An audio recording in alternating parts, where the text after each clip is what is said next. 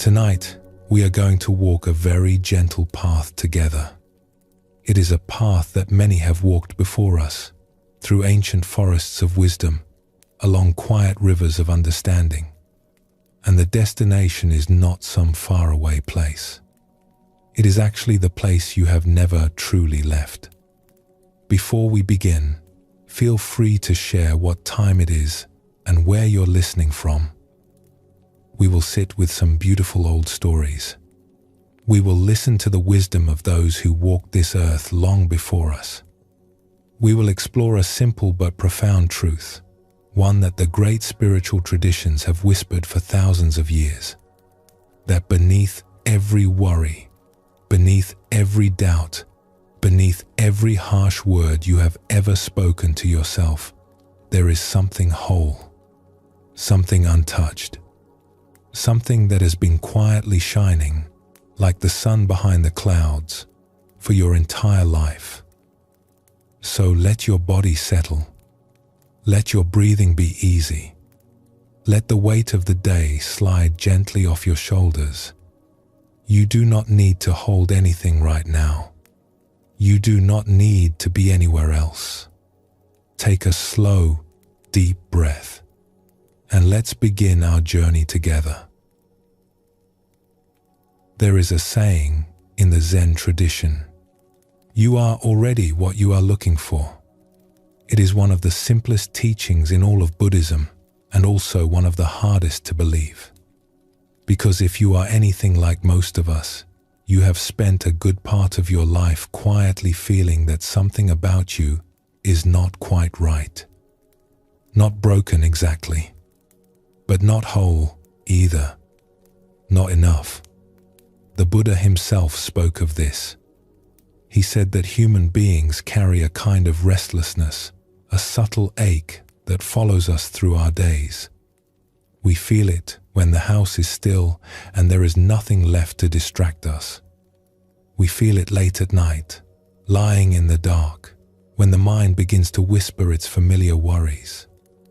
We feel it as a tightness in the chest, a low hum of doubt that we are somehow falling behind, falling short, or failing at this whole beautiful, confusing business of being alive. If you have ever felt that, even for a moment, you are not alone. You are in the company of nearly every human being who has ever lived. And you are also in the company of every great teacher who has ever sat beneath a tree and asked, "What is this feeling, and where does it come from?" What the Buddha discovered, and what the Zen masters have been gently reminding us of for centuries, is that this ache is not evidence that something is wrong with us. It is a sign that we have forgotten something important, something that was true about us before we learned to worry, before we learned to compare, before anyone ever told us we needed to be different than we are. What we have forgotten is our own goodness. Now, that word, goodness, can feel complicated.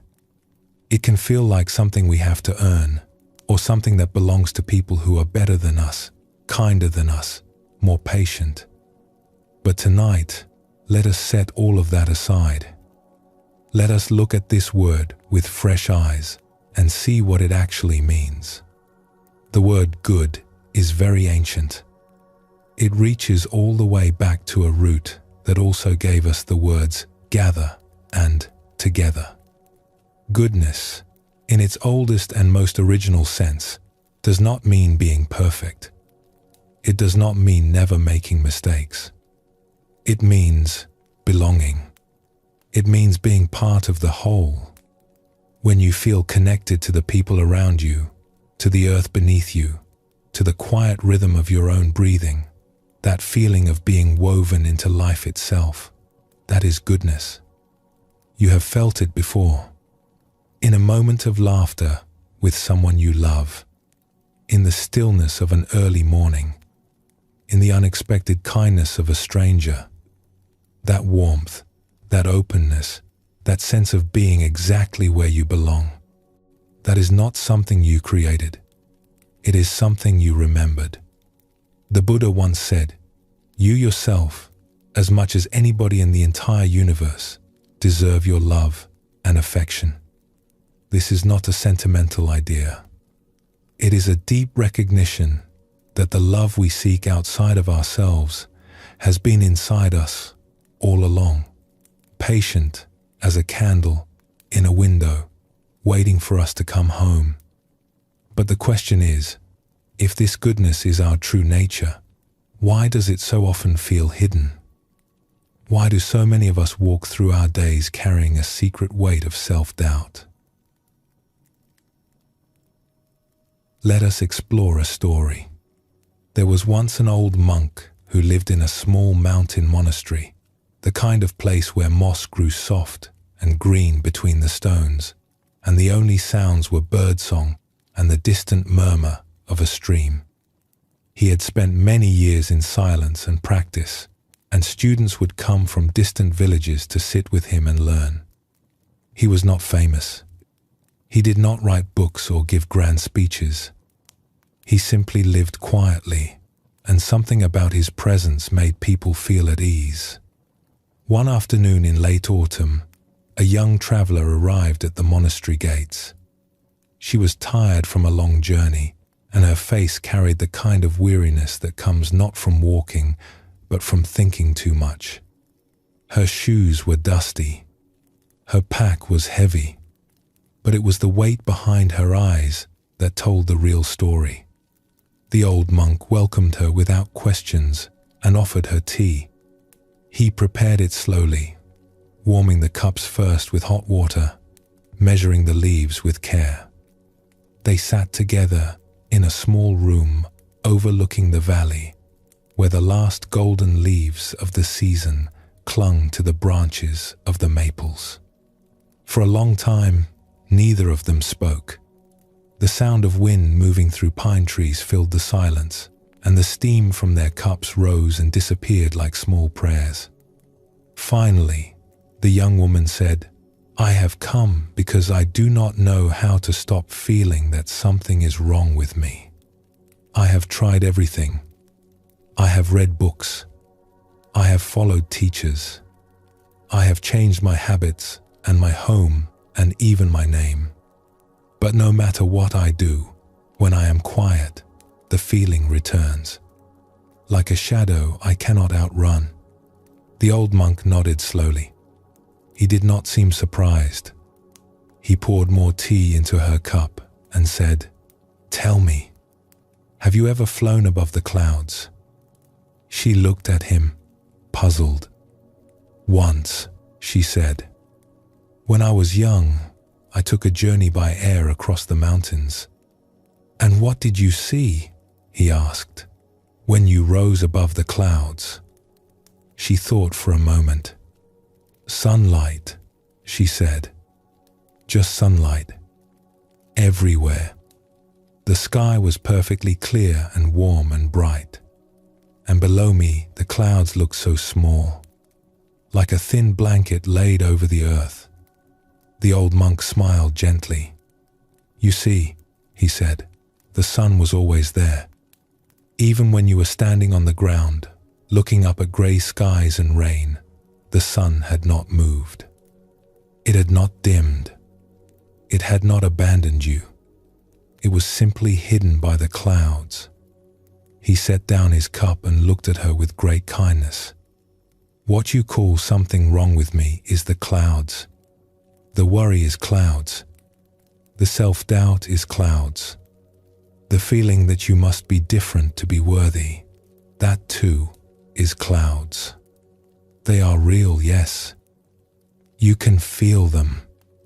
They cast shadows. Sometimes they bring storms. But they are not the sky, and they are not the sun." The young woman sat with this for a while. The wind continued to move through the pines. Finally she said, "But the clouds keep coming back." "Yes," said the monk. "They do. That is what clouds do. And that is what makes the sun so remarkable. It never stops shining, no matter how many clouds pass in front of it. Your goodness is like that sun. It does not go away when you feel afraid or ashamed or lost. It is always shining. You have simply forgotten to look up. This is the teaching at the heart of what we are exploring tonight. There is nothing wrong with you. There never was. What happened is that life, as it does for all of us, laid clouds across your sky. Perhaps they came early, in the form of words spoken by someone who did not understand the weight of what they were saying. Perhaps they came later, through experiences that made you feel small, or mistakes that convinced you that you were broken. But the clouds are not who you are. They are weather, and weather always passes. In the Zen tradition, there is a beautiful phrase, "From the beginning, all beings are Buddha." This does not mean we are perfect. It means that the deepest part of us, the awareness that is reading these words right now, the tenderness that aches when we see someone suffering, the quiet joy that rises when we watch the light change at the end of the day, this is our original nature. It was here before the clouds arrived, and it will be here long after they have drifted away. But how did the clouds form in the first place? This is worth understanding, not to blame anyone, but simply to see clearly. And seeing clearly is the beginning of freedom. When we are very young, we come into this world with two deep needs. The first is to be seen, truly seen, understood for who we actually are, not for who others hope we will become, not for the version of us that causes the least trouble, but for the full, true, sometimes messy reality of who we are. The second need is to be loved, not for what we do, but for what we are. Not because we performed well, or stayed quiet, or made someone proud, but simply because we exist. These two needs are like the roots of a great tree. When they are nourished, when a child feels both understood and cherished, something remarkable happens. The child grows tall and open and unafraid. They move through the world with a natural ease, a quiet confidence that does not need to prove itself, because it already knows it belongs. But for most of us, these needs were met imperfectly. Not because our parents or caregivers were bad people. Almost always, they were doing the very best they could with what they had been given. But they, too, were carrying their own clouds. They, too, had learned to doubt themselves. They, too, had grown up in a world that told them they needed to be more, do more, try harder. And so, without meaning to, they passed along small messages. Sometimes through words spoken in frustration, sometimes through silence, when a child needed to hear, "You are wonderful, just as you are." Sometimes just through the busy distraction of lives that were already overwhelmed. A child does not know how to say, "That is your cloud, not mine." A child takes it in. A child believes it. And from those small messages, gathered over months and years like snowflakes building into drifts, we began to build a story. A quiet, persistent story that said, "I am not quite enough. Something about me needs to be fixed. If I could just be a little smarter, a little calmer, a little thinner, a little more like that person over there, then I would be okay. Then I would finally deserve to rest." This story is so common that it almost feels like the truth. But it is not the truth. It is a cloud. There is another old story, passed down through generations of teachers. A young apprentice once went to an elder and said, "I have been practicing for many years, but I still feel unworthy. I sit in meditation, and all I can see are my failures and my flaws. When will I finally become good enough? The elder did not answer right away. Instead, she reached into a pouch at her side and pulled out a small, rough stone. It was covered in dust and dirt, ordinary in every way, the kind of thing you might step over on a path without a second glance. "What do you see?" she asked, holding it out on her open palm. "A stone," said the apprentice, a little confused. "Just a plain, dirty stone." The elder nodded. Then, with great patience, she began to wipe the stone with a soft cloth. She did not rush. She moved the cloth over the surface slowly, tenderly, the way you might wash the face of a sleeping child. Layer by layer, the dust fell away, and underneath, the stone began to change. It caught the light. It gleamed. It was not a plain stone at all. It was a jewel, deep and luminous, with facets that scattered small rainbows across the elder's hand. The apprentice stared. "It was there the whole time," she whispered. "Yes," said the elder. "This jewel was never missing. It did not need to be created or earned or imported from some far-off land. It only needed to be uncovered. The dust did not change what it was. And your doubts and your fears, my dear, do not change what you are." The apprentice held the jewel for a long time, turning it in her fingers. "But I have so much dust," she said quietly.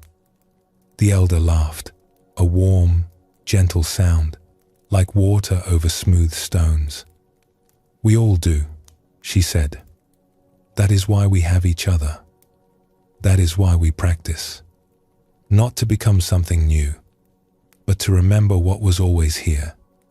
As the great teacher Thich Nhat Hanh once said, because you are alive, everything is possible. Everything. Not because you need to become something new, but because what you already are is more than enough." Now, let us pause here for a moment and let this land gently. Think about the way you spoke to yourself today. Was there a moment when you criticized yourself, even quietly? Perhaps you forgot something and called yourself foolish. Perhaps you looked at someone else's life and felt you were falling behind. Perhaps you simply felt a nameless heaviness and assumed it meant something was wrong. What if, in that moment, you could hear the old monk's voice, saying gently, "That is the clouds. That is only the clouds. The sun has not moved. This is not about pretending that pain does not exist. It is not about forcing a smile when your heart is heavy. The clouds are real. They cast real shadows. But the practice, the gentle practice we are walking through tonight, is simply learning to remember that you are the sky, not the weather. You are the sun, not the clouds. In the Buddhist tradition, this remembering has a name. It is called coming home. And coming home does not require a journey to some distant place. It does not require years of study or a perfect life or the approval of anyone else. It requires only this, a willingness to pause, to look beneath the surface of your worry, and to recognize what has been there all along. The Dhammapada, one of the most ancient collections of the Buddha's words, opens with this teaching. We are what we think. All that we are arises with our thoughts. With our thoughts, we make the world.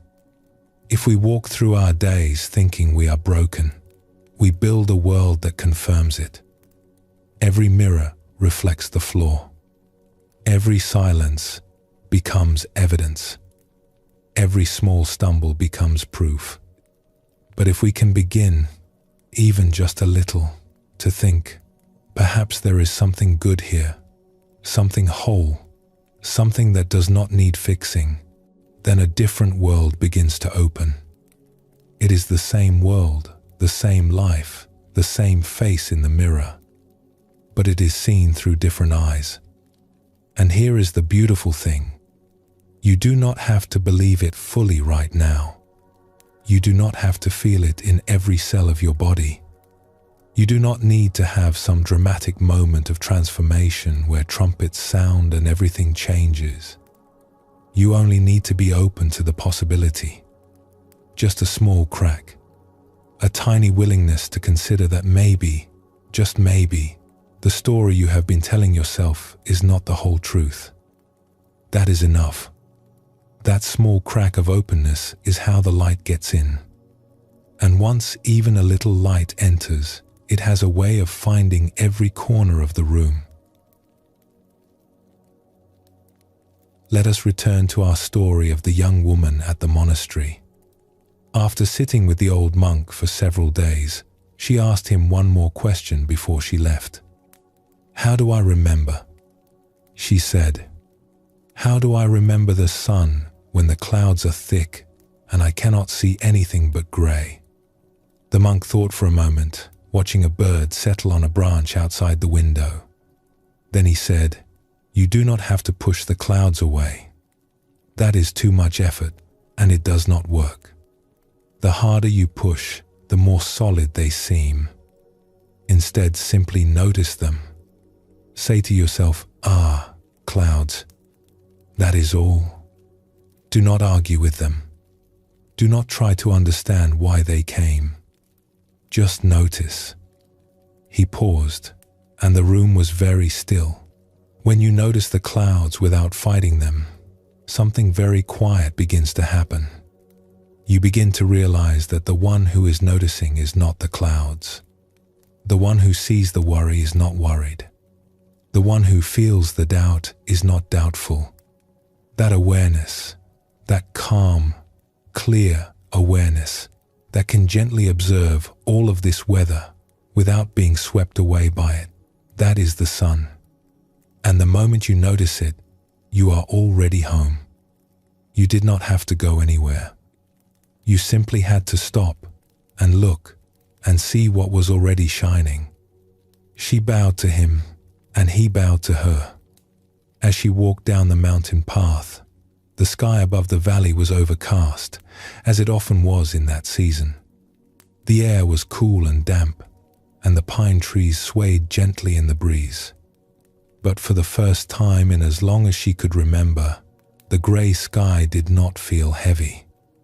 It was simply the sky doing what the sky does.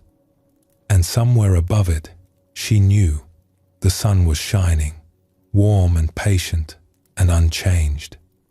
There is a Zen saying, "Sitting quietly, doing nothing, spring comes, and the grass grows by itself."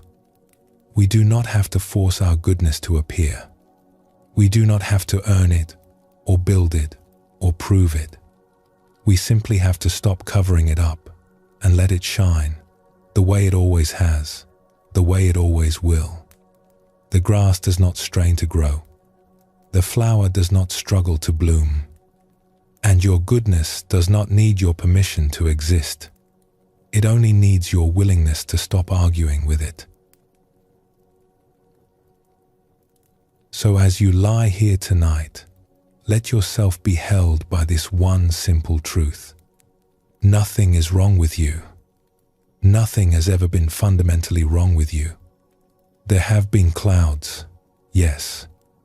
Some of them thick and dark and frightening. But beneath them all, beneath every harsh word you have spoken to yourself, beneath every moment of doubt, there is a goodness that has never once flickered. It is shining now as you listen. It is shining now as you breathe. Let us pause here. Notice how you are feeling in this moment. Let your breath move gently through you. And when you are ready, we will continue together.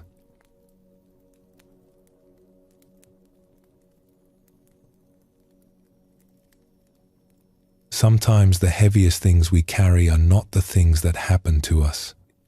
They are the things we believe about ourselves because of what happened. A moment of unkindness we cannot take back. A time when someone we loved needed us and we did not see it. A choice we made in confusion that left a mark we cannot seem to erase. These are the quiet burdens that settle deep in the body, below the place where words can easily reach. And when we carry something like that, when the weight of our own regret feels like a stone on the chest, it can seem impossible to trust ourselves. Goodness feels like a word meant for other people, not for us.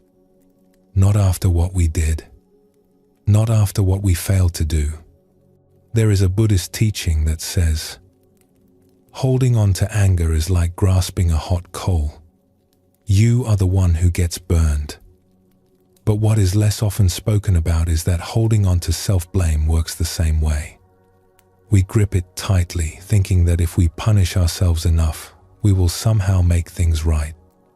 But all that happens is that our hands keep burning and our hearts stay closed. Tonight, let us set down that coal, even for a little while. Let us sit with a story about how one person found her way back to trusting herself, not by pretending the hurt had never happened, but by discovering that she was held by something larger than her pain. There was a woman who had spent most of her life trying to care for the people she loved. She was a mother, and like so many mothers, she had given everything she could think to give.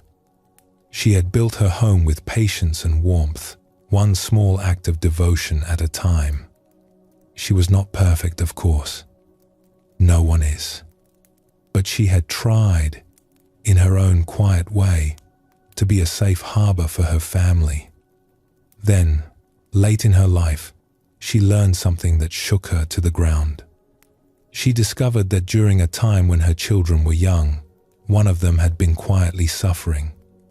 Not in a way she could see, not in a way anyone had spoken about, but suffering all the same, carrying a private pain that had gone unnoticed for years. When this truth finally came to light, the woman did not turn her grief outward. She turned it inward. How could I not have known? How could I have been so blind? What kind of mother does not see when her own child is hurting? These questions circled through her mind like a wind that would not stop, and each time they passed, they wore her down a little more. She could not sleep. She could not rest. She moved through her days as if something essential had been taken from her, and in a way, it had. What had been taken was her belief that she was a good person. In its place, there was only a terrible emptiness and the conviction that she did not deserve kindness. Not from others, and certainly not from herself. After many weeks of this, she went to see an old teacher who had been a guide to her years before. He was a gentle man, quiet and unhurried, with large, steady hands and a way of listening that made people feel they were the only person in the world. He lived simply, in a small room lined with books and soft light, and when you sat with him, the rest of the world seemed to grow very still. She sat across from him and told him everything. The words came out in a flood, tangled and raw. She told him what she had learned and what she believed it meant about her. She told him she did not know how to carry it. She told him she was not sure she could. "I should have known," she said, her voice breaking. "I was right there. I was in the same house. How could I not have felt it?" The old teacher listened without interrupting. He did not try to fix anything. He did not offer reassurance or easy answers. He did not say, "It was not your fault." He did not say, "You need to forgive yourself." He simply let her speak until the words ran out and the room was quiet again, and the only sound was the rain falling softly against the window. Then he did something she did not expect. He reached across the space between them and gently took her hand. He turned it so her palm was facing up, open like a small bowl. And with one finger, slowly and deliberately, he drew a circle in the center of her palm. "Right now," he said softly, "this is where you are living." He touched the circle. This small space. It is a place of anguish. It is a place of fear and regret, and the belief that you are not worthy of love. I understand, and I am not going to ask you to leave this place. Not yet. You need to feel what you are feeling. You need to see it clearly. That is important. That is honest. She looked down at the invisible circle in her hand, and her eyes filled with tears, because yes, that was exactly where she was. That small, tight, unbearable space. He had named it perfectly. Then the old teacher placed his other hand over hers. His palm covered her palm completely, warm and steady, the way the earth holds a seed through winter, the way a river holds a stone. But also remember this, he said. You are not only the circle, you are also this. He pressed gently. This warmth around the circle, this care that is larger than the pain. This is also real. This is also here. And if you can feel what you are feeling while also remembering this, you will find, in time, a freedom you did not know was possible. She looked at him. How can both be true? She asked. How can I be in so much pain and also be held? He smiled, and it was the kindest smile she had ever seen. That, he said, is the mystery. And it is not something you need to understand with your mind. It is something you feel with your heart, and your heart already knows. She did not believe him. Not that day. The pain was too loud, too close, too convincing. When she left his room and walked out into the evening air, the world looked exactly as it had before. Grey and heavy and unforgiving. She thought, perhaps, that his words had been kind but empty. A nice gesture from a good man, nothing more. But something about the warmth of his hand stayed with her. It lived in her body in a way his words could not. It was such a simple thing. A hand over a hand. No argument. No philosophy. Just warmth meeting pain. And it spoke in a language that went deeper than words, deeper than reason, deeper than the story she had been telling herself for weeks. In the days and weeks that followed, whenever the anguish would rise, and it rose often, sometimes in the middle of the night, sometimes while washing dishes, sometimes with no warning at all, she would remember that moment. She would close her eyes and imagine the circle in her palm, the small space of her pain. She would let herself feel it. She would not run from it. And then, gently, she would imagine the warmth of the larger hand covering it, not erasing it, not pretending it was not there, but holding it, surrounding it with something steady and kind and patient. Some days, this was the hardest thing she had ever done. Some days, the pain seemed to laugh at her efforts, but she kept returning to it. She kept reaching for the memory of that hand, and slowly, so slowly she almost did not notice, the grip of her suffering began to loosen. Not because the pain went away, but because she was no longer alone with it. There is a line from an ancient Buddhist text that says, "As a mother would protect her only child with her life, even so, let one cultivate a boundless love towards all beings. We hear that teaching and we think it is about loving others. And it is. But there is a quieter truth inside it. Before we can offer that boundless love to the world, we must learn to offer it to ourselves, especially to the parts of ourselves that feel most undeserving, especially there. Slowly, over many weeks and months, something began to shift in this woman. It did not happen all at once. It was not a flash of light or a sudden realization. It was more like the way dawn comes in winter, so gradually that you cannot point to the exact moment the darkness ended. One moment the sky is black, then it is deep blue, then pale gray, then, without any announcement at all, there is light. And you realize it has been arriving for a long time. You simply were not watching closely enough to see it. What shifted was this. She began to notice that the warmth she had been imagining, the large, kind hand of her teacher holding her pain, was starting to feel familiar. Not like something coming from outside, but like something waking up inside her own chest. Like a fire that had been burning low in a room she had forgotten she had, and now she could feel its heat through the wall. She realized, with a kind of wonder, that the mercy she had needed so desperately had been part of her own heart all along.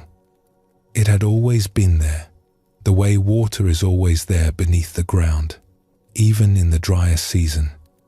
She had simply been in too much pain to feel it.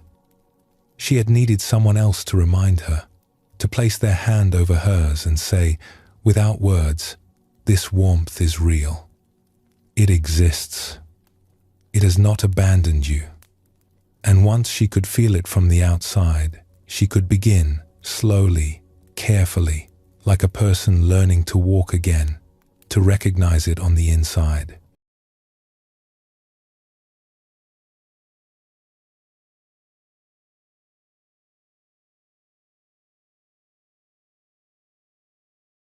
The circle in her palm, yes, but she was no longer only the circle.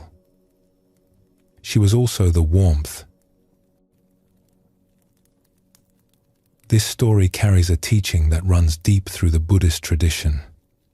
We are not meant to do this alone. The Buddha himself did not awaken in isolation. He sat beneath the Bodhi tree, yes, alone in the dark of night. But he was held by the earth. The old stories say that when doubts came to him, whispering that he was not worthy of awakening, that he should give up, that he was foolish to even try, he did not argue with them. He did not fight them. He simply reached down and touched the ground, and the earth itself rose up to bear witness. I know who you are, the earth said. You belong here. You are worthy of this. Think about that for a moment. Even the Buddha needed to be reminded.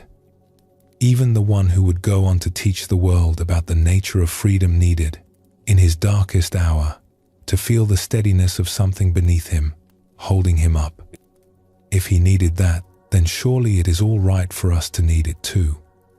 Sometimes we need the earth to remind us.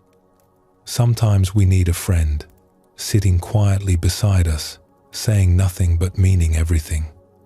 Sometimes we need a teacher or a kind word from someone we barely know, a stranger who holds a door or offers a smile and, without realizing it, says to our tired heart, you are seen. You matter. Sometimes we need the memory of a hand placed over ours, the warmth of someone communicating, not with words but with presence. You are more than your worst moment. You are more than the thing you cannot forgive yourself for. There is a beautiful tradition in Buddhism of what might be called boundless compassion. It is sometimes pictured as a gentle figure with 1,000 arms, each one reaching out to hold someone in pain. But the real teaching is not about a figure with 1,000 arms.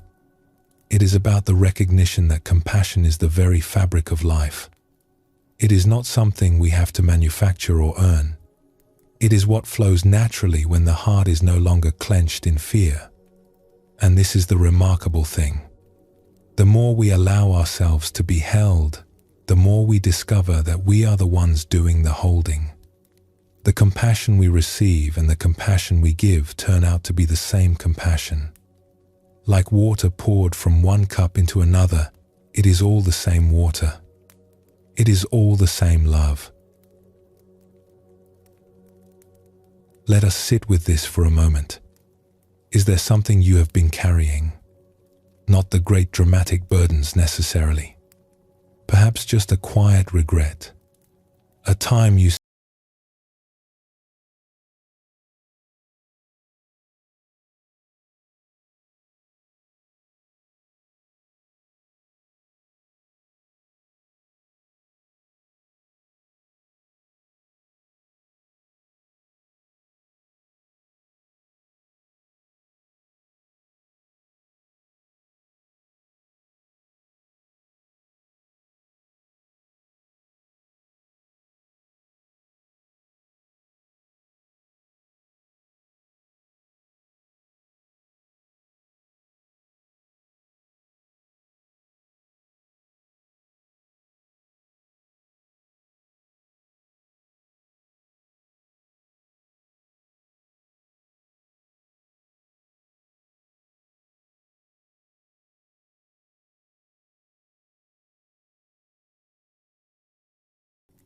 It is simply how the mind works when it is afraid.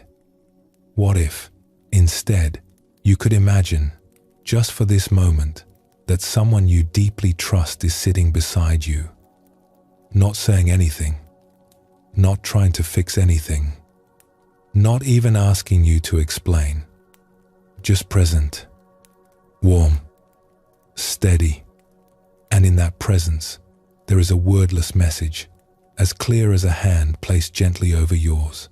I see what you are carrying, and it does not change how I feel about you. You are still good. You are still dear. You are still whole. Can you let that in, even a little? Even just the idea of it? You do not have to feel it completely. Just let the possibility sit with you, the way you might let a cup of warm tea sit between your hands on a cold evening. Just hold it. Feel its warmth. The Zen teacher Shunryu Suzuki once said, "You are perfect exactly as you are, and you could use a little improvement." There is such tenderness in that, such humor and honesty. Yes, we are imperfect. Yes, we have caused harm, sometimes to the people we love most. And yes, we are still, at our core, something good. Both of these are true at the same time. And holding both of them, without needing to choose, without needing one to cancel out the other, is what it means to live with an open heart. The woman in our story eventually found her way back to her daughter. It took time. It took more courage than she thought she had. But one day, she sat down beside her and spoke simply and honestly. She did not offer excuses. She did not try to explain or defend. She simply said, "I am sorry. I did not see what was happening. I wish more than anything that I had. And I am here now. I am here now, and I am not going anywhere." Her daughter was quiet for a long time. And then she looked at her mother, really looked at her, and saw something she had not expected. She saw someone who had suffered too. Someone who had walked through her own long night and come out the other side, not unscathed, but softer, more open, more real. "I was so angry with you," her daughter said quietly. "For such a long time." "I know," her mother said. "You had every right to be. But I can see now," her daughter continued, that you were hurting too. And in that recognition, something softened between them. Not everything was healed in that moment. Healing is patient work. It has its own rhythm, its own seasons, and it cannot be rushed. But a door opened that had been closed for a very long time. And through that door, light came in. This is what happens when we stop running from our own pain and instead let it be held. We become softer, more honest, more available to the people who need us. Not because we are perfect, but because we have stopped pretending to be. And that honesty, that willingness to show up and say, I am here with all of my imperfection, and I am here with love, is worth more than any polished version of ourselves we could ever manufacture. An old Buddhist proverb says, the wound is the place where the light enters you. Not around the wound, not instead of the wound. Through it, our broken places, when they are met with tenderness, become the very openings through which love flows most freely. So tonight, as you lie here, breathing gently, let us carry this one small image with us into the next part of our journey. A circle in the center of a palm, small, tender, real, and a larger hand, warm and steady, placed gently over it, not pushing the pain away, not pretending it is not there, just holding it, the way the sky holds the clouds, the way the earth holds the rain, the way life, in its quiet mercy, has always held you. Let us pause here. Feel the weight of your body, supported. Notice your breathing, easy and natural. And when you are ready, we will continue together.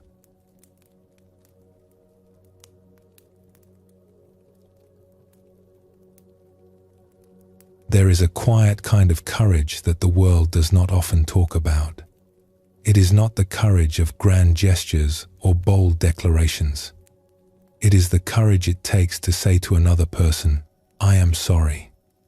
I caused you harm, and I have carried it with me every day since. Forgiveness is one of the oldest teachings in the Buddhist tradition, and also one of the most misunderstood. We sometimes think of forgiveness as something we do for the other person, as if we are letting them off the hook. But the Buddha taught something different. He taught that forgiveness is what happens when we finally set down the weight we have been carrying. Not because the weight does not matter, but because our arms are tired and our hearts were never meant to hold that much for that long. Tonight, let us sit with a story about a man who carried such a weight for more than 20 years, and about the journey he eventually made, not to forget what had happened, but to let it become something new. A long time ago, in a period of great conflict between two lands, a young man was sent far from his home to serve as a soldier. He was barely more than a boy, really. He had grown up in a small town where he knew his neighbors by name, and where the worst trouble he had ever seen was a summer storm that knocked down the fence around his mother's garden. But the place they sent him was nothing like home. It was dense and green and unfamiliar, and the air was heavy with heat and the sound of insects he could not name. He was frightened most of the time, though he would not have said so. He did what he was told. He followed orders. He tried to stay alive. One day, on a narrow path through the forest, he came face to face with a man from the other side. They were alone. The forest was still. The other man was older, perhaps by 10 or 15 years, and he was carrying a small pack. For a long moment, the two of them simply looked at each other. The older man did not raise his weapon. He just stood there, watching the young soldier with an expression that was hard to read. It might have been sadness. It might have been recognition. It might have been something like mercy. The young soldier did not have that same stillness. His training took over, the way a current takes over, a leaf on a river, and in an instant, without thinking, without choosing, he acted. And the older man fell. Afterward, the young soldier knelt beside the man and found, in his pack, a small photograph. It showed the man standing with a young girl, his daughter. She was perhaps 5 or 6 years old, smiling up at the camera with a gap between her front teeth. On the back of the photograph, someone had written a few words in a language the soldier could not read. He put the photograph in his wallet. He did not know why. Perhaps it was guilt. Perhaps it was a way of saying, "I will not forget you." Perhaps it was the only thing he could do that felt human in a moment when everything human had been stripped away. And he carried that photograph with him for the next 22 years. 22 years is a long time. Long enough to come home from that far-off land. Long enough to build a life, to marry, to have 2 daughters of his own. Long enough to learn how to laugh again, and how to sit at a dinner table, and how to sleep through most nights without waking in a cold sweat. Long enough for the world to change around him, for seasons to turn, for hair to go grey, for the young man he had been to become a stranger in the mirror. But it was not long enough to forget. Every time he opened his wallet, there was the photograph. The man, the girl, the gap-toothed smile. And every time he saw it, he felt the same thing, a burning in his chest that no amount of time could cool. He would be standing in line at a shop, reaching for money, and there it was. He would be at his daughter's school, looking for an address card, and the face would look up at him. A whole life going on around him, ordinary and bright, and underneath it, always, this silent companion of grief. Sometimes he would stare at the photograph late at night, after the house was quiet and his family was asleep. He would hold it under the lamplight and look at the man's face, trying to understand something he could never quite reach. Who were you? What was your life like before that day? Did you know, when you looked at me, what was about to happen? And if you did, why did you not raise your weapon? Why did you just stand there? He had never spoken about it to anyone. Not his wife. Not his closest friends.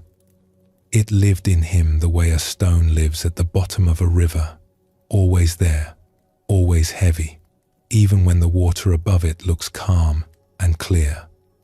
And over the years, the weight of it had become so familiar that he almost forgot it was there.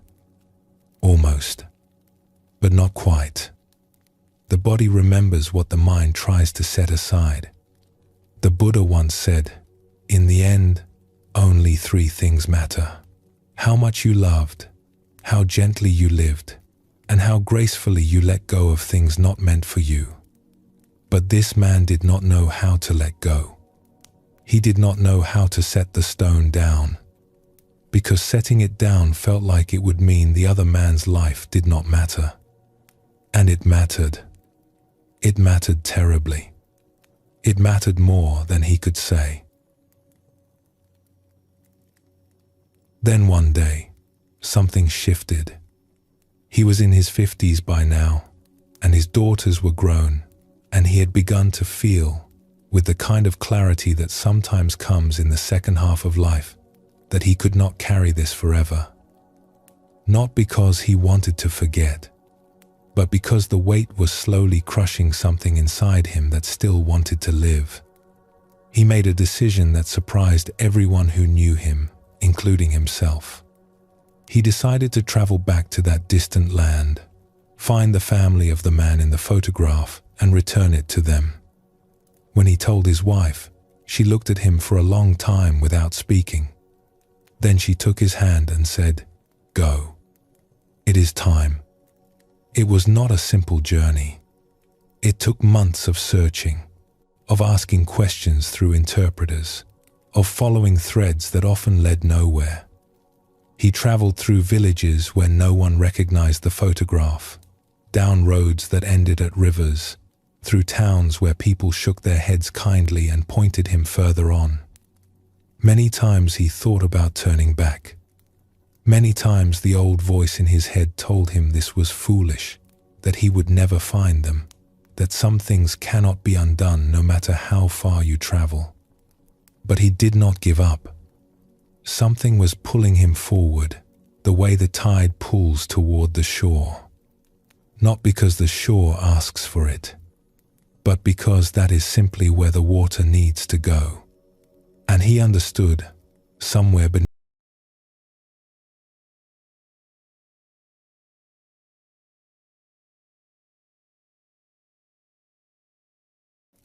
And finally, in a small village surrounded by green hills and rice fields, where the air smelled of wood smoke and jasmine, he found her. The girl in the photograph. She was a grown woman now, with lines around her eyes and a family of her own. And her brother was there too, a quiet man with their father's face. Through an interpreter, the man introduced himself. His hands were shaking. His voice was unsteady. He held out the photograph, this small, worn rectangle that he had carried for more than 2 decades, and he said, "This belonged to your father. I took it from him a long time ago, on a day that I have thought about every day since. And I have come to return it to you, and to ask for your forgiveness." The room was very quiet. The interpreter spoke. The woman looked at the photograph, and then she looked at the man standing before her, this stranger who had traveled across the world, carrying her father's image next to his heart. And then she began to cry. Not the crying of anger, not the crying of accusation, but the kind of crying that comes when something that has been frozen for a very long time finally begins to thaw. She stepped forward and put her arms around him, and the two of them stood there, holding each other, this woman and this stranger, connected by a single photograph and 22 years of silent grief. The interpreter wiped his own eyes. The brother stood quietly, watching. And the years and the distance and the sorrow between them seemed, for that moment, to dissolve like mist in morning sun. There was no language for what passed between them in that embrace. It was older than language. It was the kind of understanding that lives in the body, in the arms, in the way two people can hold each other and say, without a single word, "I know. I know." When they finally stepped apart, her brother spoke quietly through the interpreter. He said that in their tradition, they believe that when someone carries the memory of another person with such devotion across so many years and so many miles, something of that person's spirit lives on in the one who remembers. He looked at the man with an expression that held no anger, only a kind of gentle amazement. And he said, "For us, today is the day our Father has come home." Let those words settle for a moment. Today is the day our Father has come home. Not through anger, not through revenge, not through punishment, through the simple, unbearable, beautiful act of one person saying to another, "I am sorry. I have carried this, and I am here." There is something in this story that touches the very deepest part of what it means to be human. We all cause harm. Not always in such dramatic ways, of course, but in the small, daily ways that accumulate over a lifetime. The sharp word, the turn back, the moment we chose our own comfort over someone else's need. And we carry these things. Sometimes we carry them for years without even realizing how heavy they have become. The Buddhist tradition speaks of this as a kind of knot in the heart. Not a punishment, but a contraction. When we cause harm and do not tend to it, the heart tightens around it, the way a tree grows around a fence wire. Year after year, the bark closes in, and the wire becomes buried, invisible from the outside, but still pressing inward. The wire does not kill the tree. The tree keeps growing, keeps putting out leaves in spring, keeps offering shade in summer. But something inside is restricted. The sap cannot flow as freely. The trunk cannot expand as fully. There is a hidden cost to carrying something that has never been tended to. Forgiveness is not about removing the wire. You cannot go back and undo what has been done. It is not about pretending the wire was never there. That would be dishonest, and dishonesty has never freed anyone.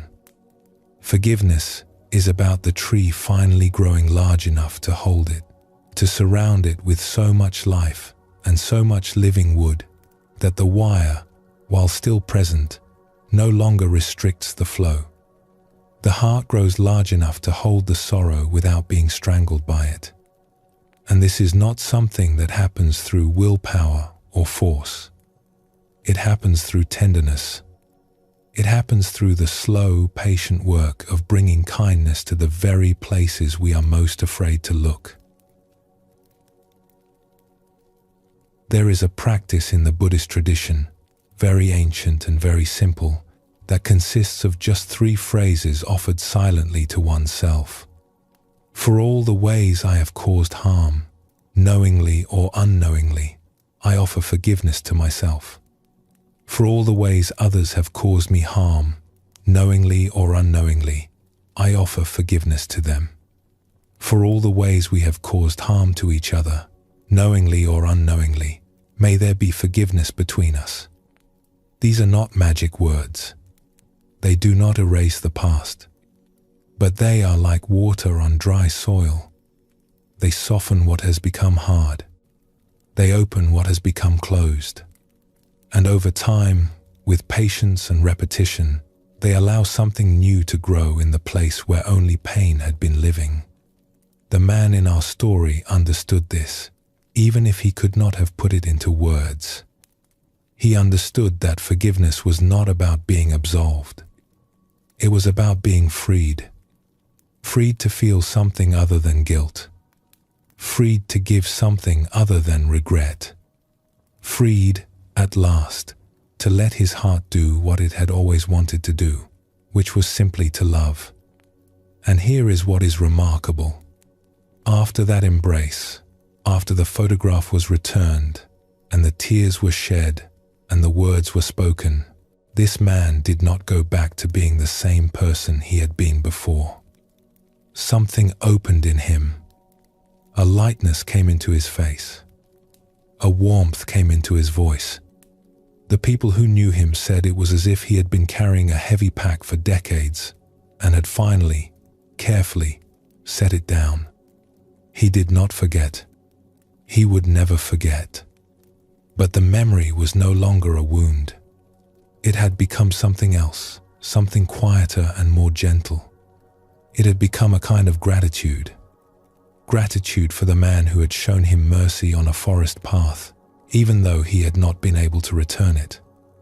Gratitude for the daughter who, 22 years later, offered what her father could not. Gratitude for the simple, astonishing fact that the human heart, broken as it sometimes is, can grow large enough to hold anything. There is a Zen saying, "The lotus grows in muddy water," not beside the mud, not in spite of the mud, In it, the most beautiful flower in the garden, the one that artists have painted for thousands of years, the one that sits at the center of so many sacred images, grows in the darkest, thickest, least promising soil there is. It sends its roots down into the murk. It draws its nourishment from the very thing most people would turn away from. And when it finally breaks the surface of the water and opens its petals to the sun, it is spotless. It carries no stain. It is as if the mud never touched it, even though the mud is the very reason it exists. Perhaps that is true for us as well. Perhaps the places in our lives where we feel the most shame, the most regret, the most sorrow are not dead ends. Perhaps they are not evidence that we are broken beyond repair. Perhaps they are the very soil from which our deepest compassion can bloom. Not because suffering is good. It is not. Suffering is simply suffering.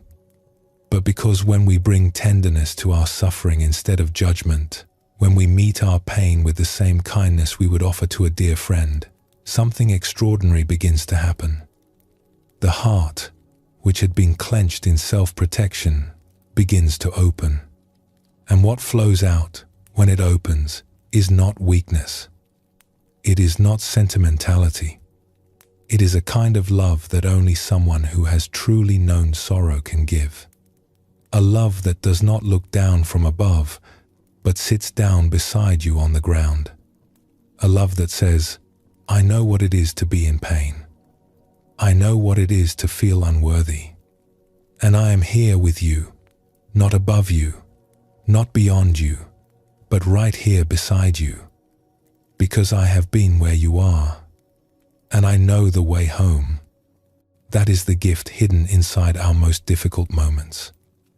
And that is why the old teachers, generation after generation, tell us not to run from our pain, but to sit with it, gently, patiently, the way you would sit with a frightened child who has woken in the night and simply needs to know that someone is there. So tonight, if there is something you have been holding, some old regret that still makes your chest tighten when you think of it, perhaps this is a moment to let it breathe. Not to solve it, not to fix it, just to let a little air in, a little space, a little of the same tenderness that a grown woman once offered to a stranger who had traveled across the world to say, I am sorry. You do not have to travel that far. The journey home is much shorter than you think. It begins right here, with one breath, and the quiet willingness to believe that you, too, deserve to set the weight down. Let us rest here for a moment. Feel how your body is settling. Let the breath come and go, easy as a tide. And when you are ready, we will continue together.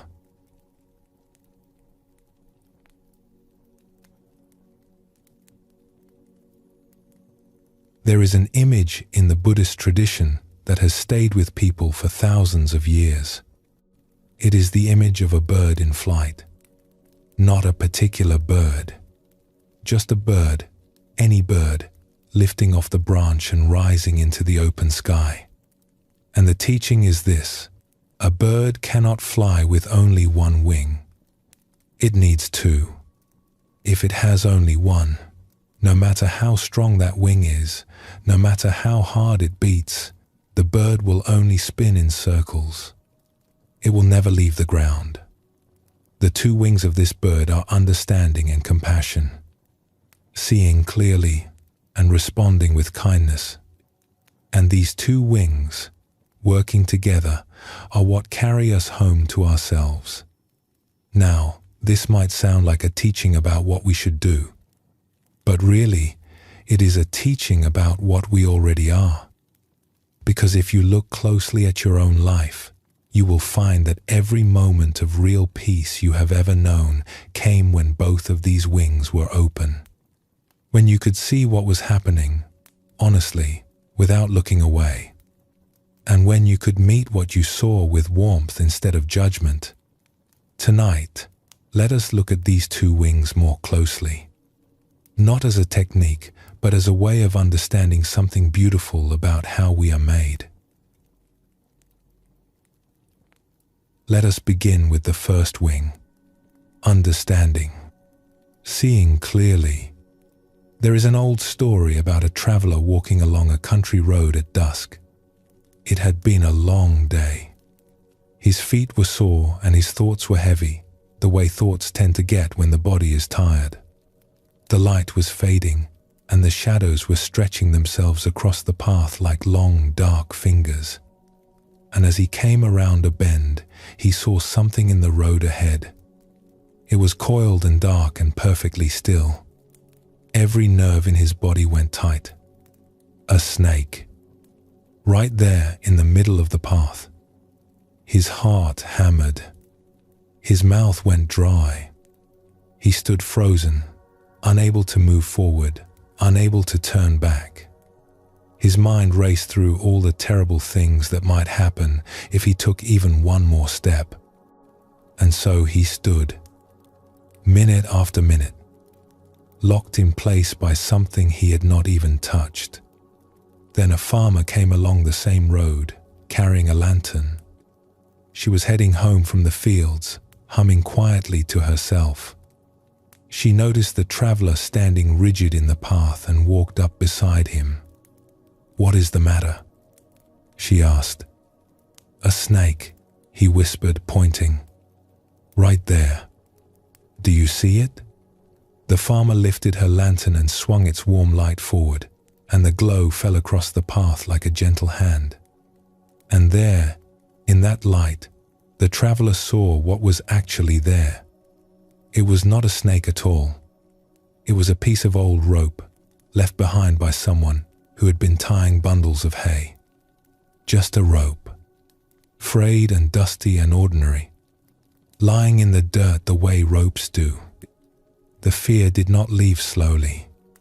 It left all at once, the way a fist unclenches.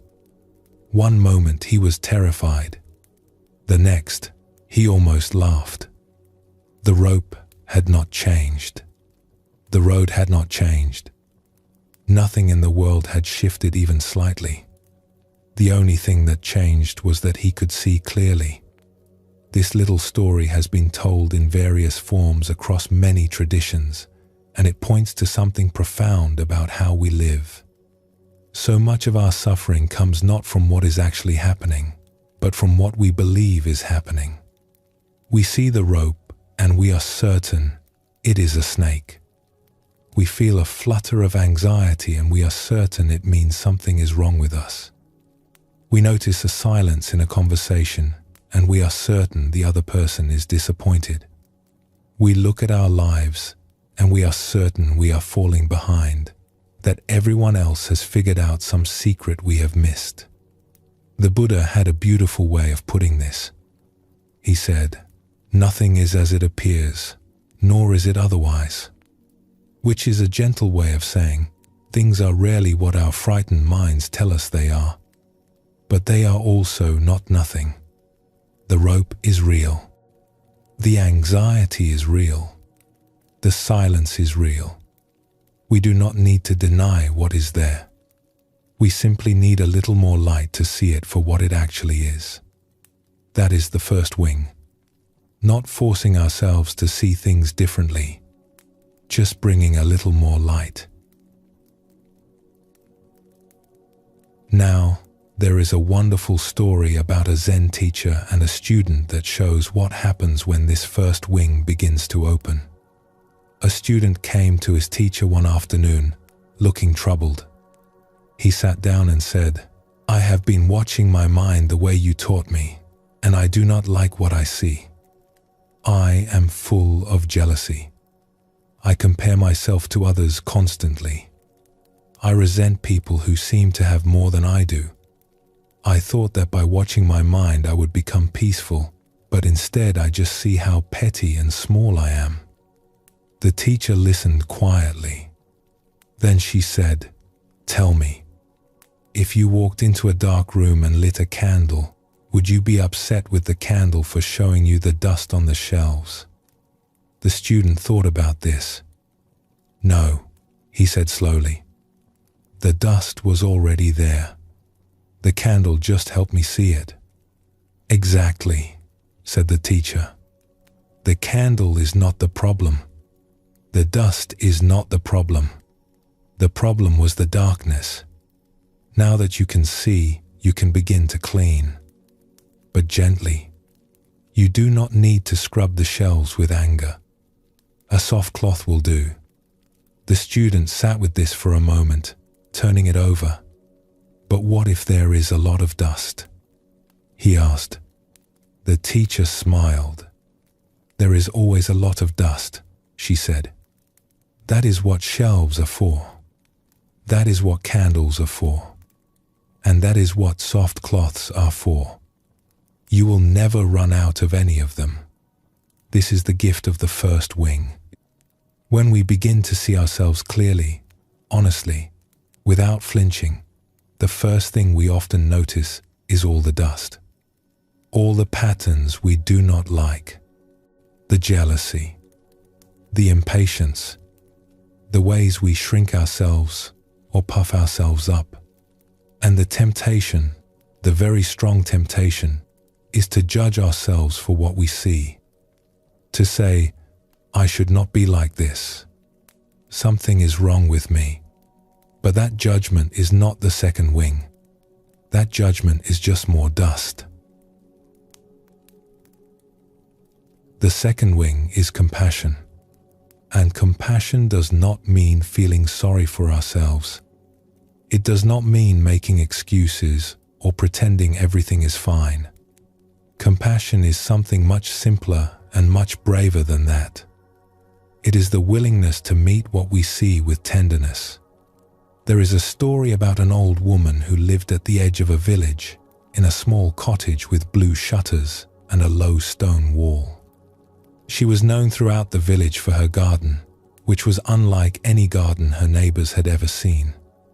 It was not that her flowers were the biggest or her vegetables the finest. It was that she grew everything. Flowers and weeds together, vegetables alongside wild grasses, bright poppies next to thistles, neat rows of beans tangled with clover. The garden spilled and sprawled and tumbled over itself in a way that should have looked like neglect, but somehow, when you stood in the middle of it, it felt more alive than any garden you had ever visited. Bees loved it. Butterflies gathered there in clouds. When her neighbors asked why she did not pull the weeds, she would shake her head and smile as if they had asked why she did not pull out the sky. One day, a young girl from the village came to visit her. The girl was perhaps 10 years old, with serious eyes and a quiet way about her. She had been having a hard time at home. Her parents argued often, and she felt, the way children do, that somehow the trouble between them was her fault. That if she were different, better, easier, things would be peaceful. She sat on the low wall at the edge of the old woman's garden and looked around at the tangle of blooms and brambles and said, "Why do you let the weeds grow? My mother says, weeds are bad. She says if you do not pull them out, they will take over everything." The old woman sat down beside her. She picked up a small weed, a clover with tiny white flowers, and held it gently in her hand. "Do you know what a weed is?" she asked. The girl shrugged. "A bad plant." "A weed," said the old woman, "is just a plant that someone decided should not be there. That is all. It is not bad. It is just growing where someone thinks it should not grow." She set the clover down in the dirt. "In my garden, nothing is a weed. Everything that grows here belongs here. I do not have to love every plant the same. I do not have to pretend the thorny ones do not scratch. But I do not tear anything out by the roots just because I do not understand why it is here." She looked at the girl with kind eyes. "People are like gardens too, you know. We all have parts of ourselves that someone told us should not be there. The anger, the sadness, the fear. And we spend so much energy trying to rip those parts out, trying to make ourselves into a neat, tidy garden with nothing but flowers. But a garden like that is not alive. Not really. A real garden has everything in it. And a real garden is beautiful because of everything in it, not in spite of it." The girl looked at the clover in the dirt, even the parts that scratch. She asked, "Especially those," said the old woman. "Those are the parts that need the most sunlight." This is the second wing, not pulling out what we do not like, not declaring war on our own insides, but offering sunlight to the parts that scratch, offering warmth to the places that feel cold and unwanted. This is compassion, and it is not weakness. It is perhaps the strongest thing a human being can do. The Zen master Thich Nhat Hanh once described this with great simplicity. He said, "When we have a strong emotion, we can sit with it the way a mother holds her crying baby. She does not know yet what is wrong. She does not need to know. She just holds the baby, and that holding is already enough." Think about that image for a moment. A mother and a crying baby. The baby is upset. Maybe it is hungry. Maybe it is tired. Maybe it is simply overwhelmed by the strangeness of being alive, which is, when you think about it, a perfectly reasonable thing to be overwhelmed by. The mother does not say to the baby, "Stop crying. You should not feel this way. Something is wrong with you for being upset." She does not analyze the crying or try to fix it immediately. She does not open a book and look up the correct solution. She simply picks the baby up and holds it close, her hand on its back, her warmth surrounding it. And in that holding, something shifts. The baby feels the warmth. The baby feels the steadiness. The baby feels that it is not alone. And slowly, gently, the crying begins to soften. Not because the problem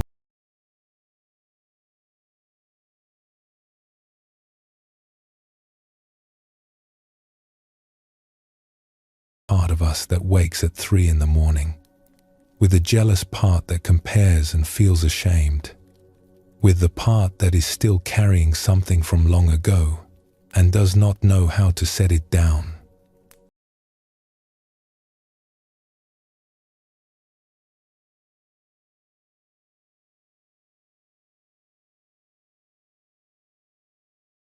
That the holding itself is a kind of healing.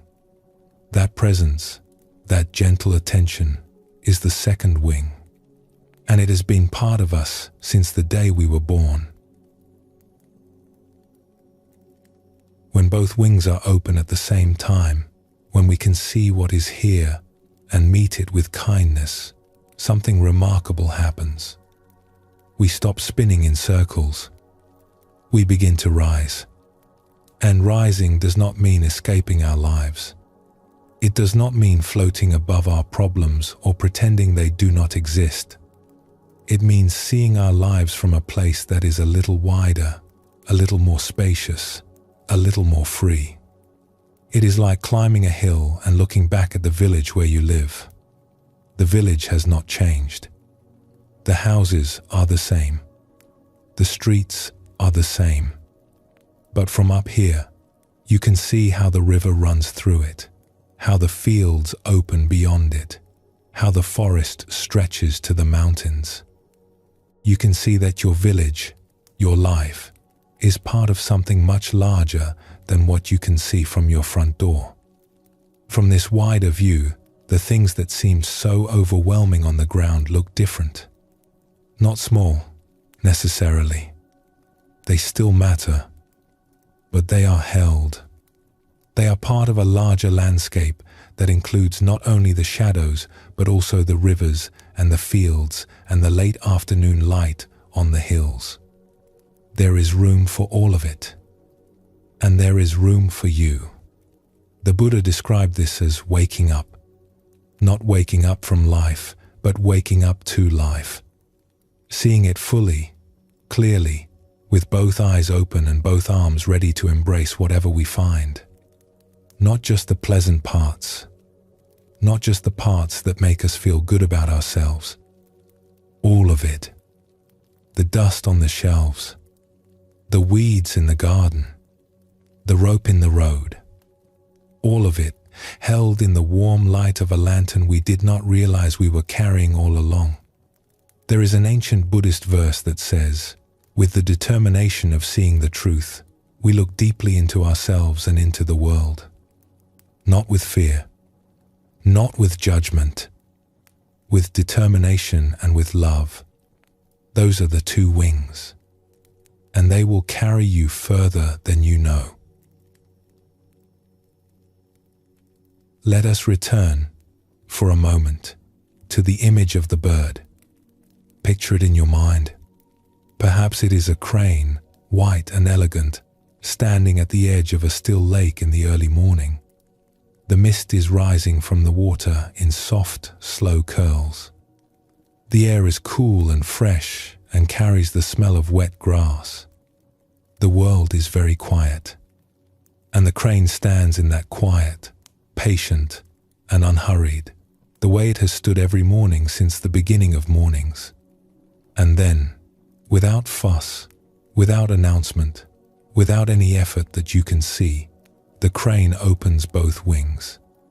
They spread wide, wider than you expected, and for a moment, the bird is perfectly still, balanced between the earth and the sky.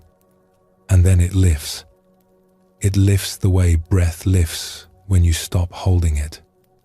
The way a smile lifts when something true and kind is said. The two wings move together in a rhythm as old as the wind, and the bird simply rises. Not straining, not struggling, just rising the way it was always meant to. You are that bird. You have always been that bird. Both wings are already part of you. The ability to see clearly has always been there, waiting, like a candle in a quiet room, like a lantern in a farmer's hand. And the ability to respond with kindness has always been there too, natural as breathing, soft as a cloth, wiping dust from a shelf, warm as a mother's arms around a crying child. You do not need to build these wings. You only need to open them. Let us rest here for a moment. Feel the gentle rise and fall of your own breathing, steady as wings in flight. And when you are ready, we will continue together.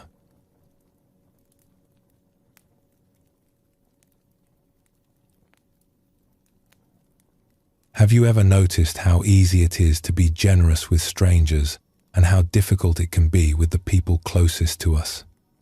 We can smile warmly at someone we have never met, offer patience to a colleague, feel genuine compassion for someone on the other side of the world.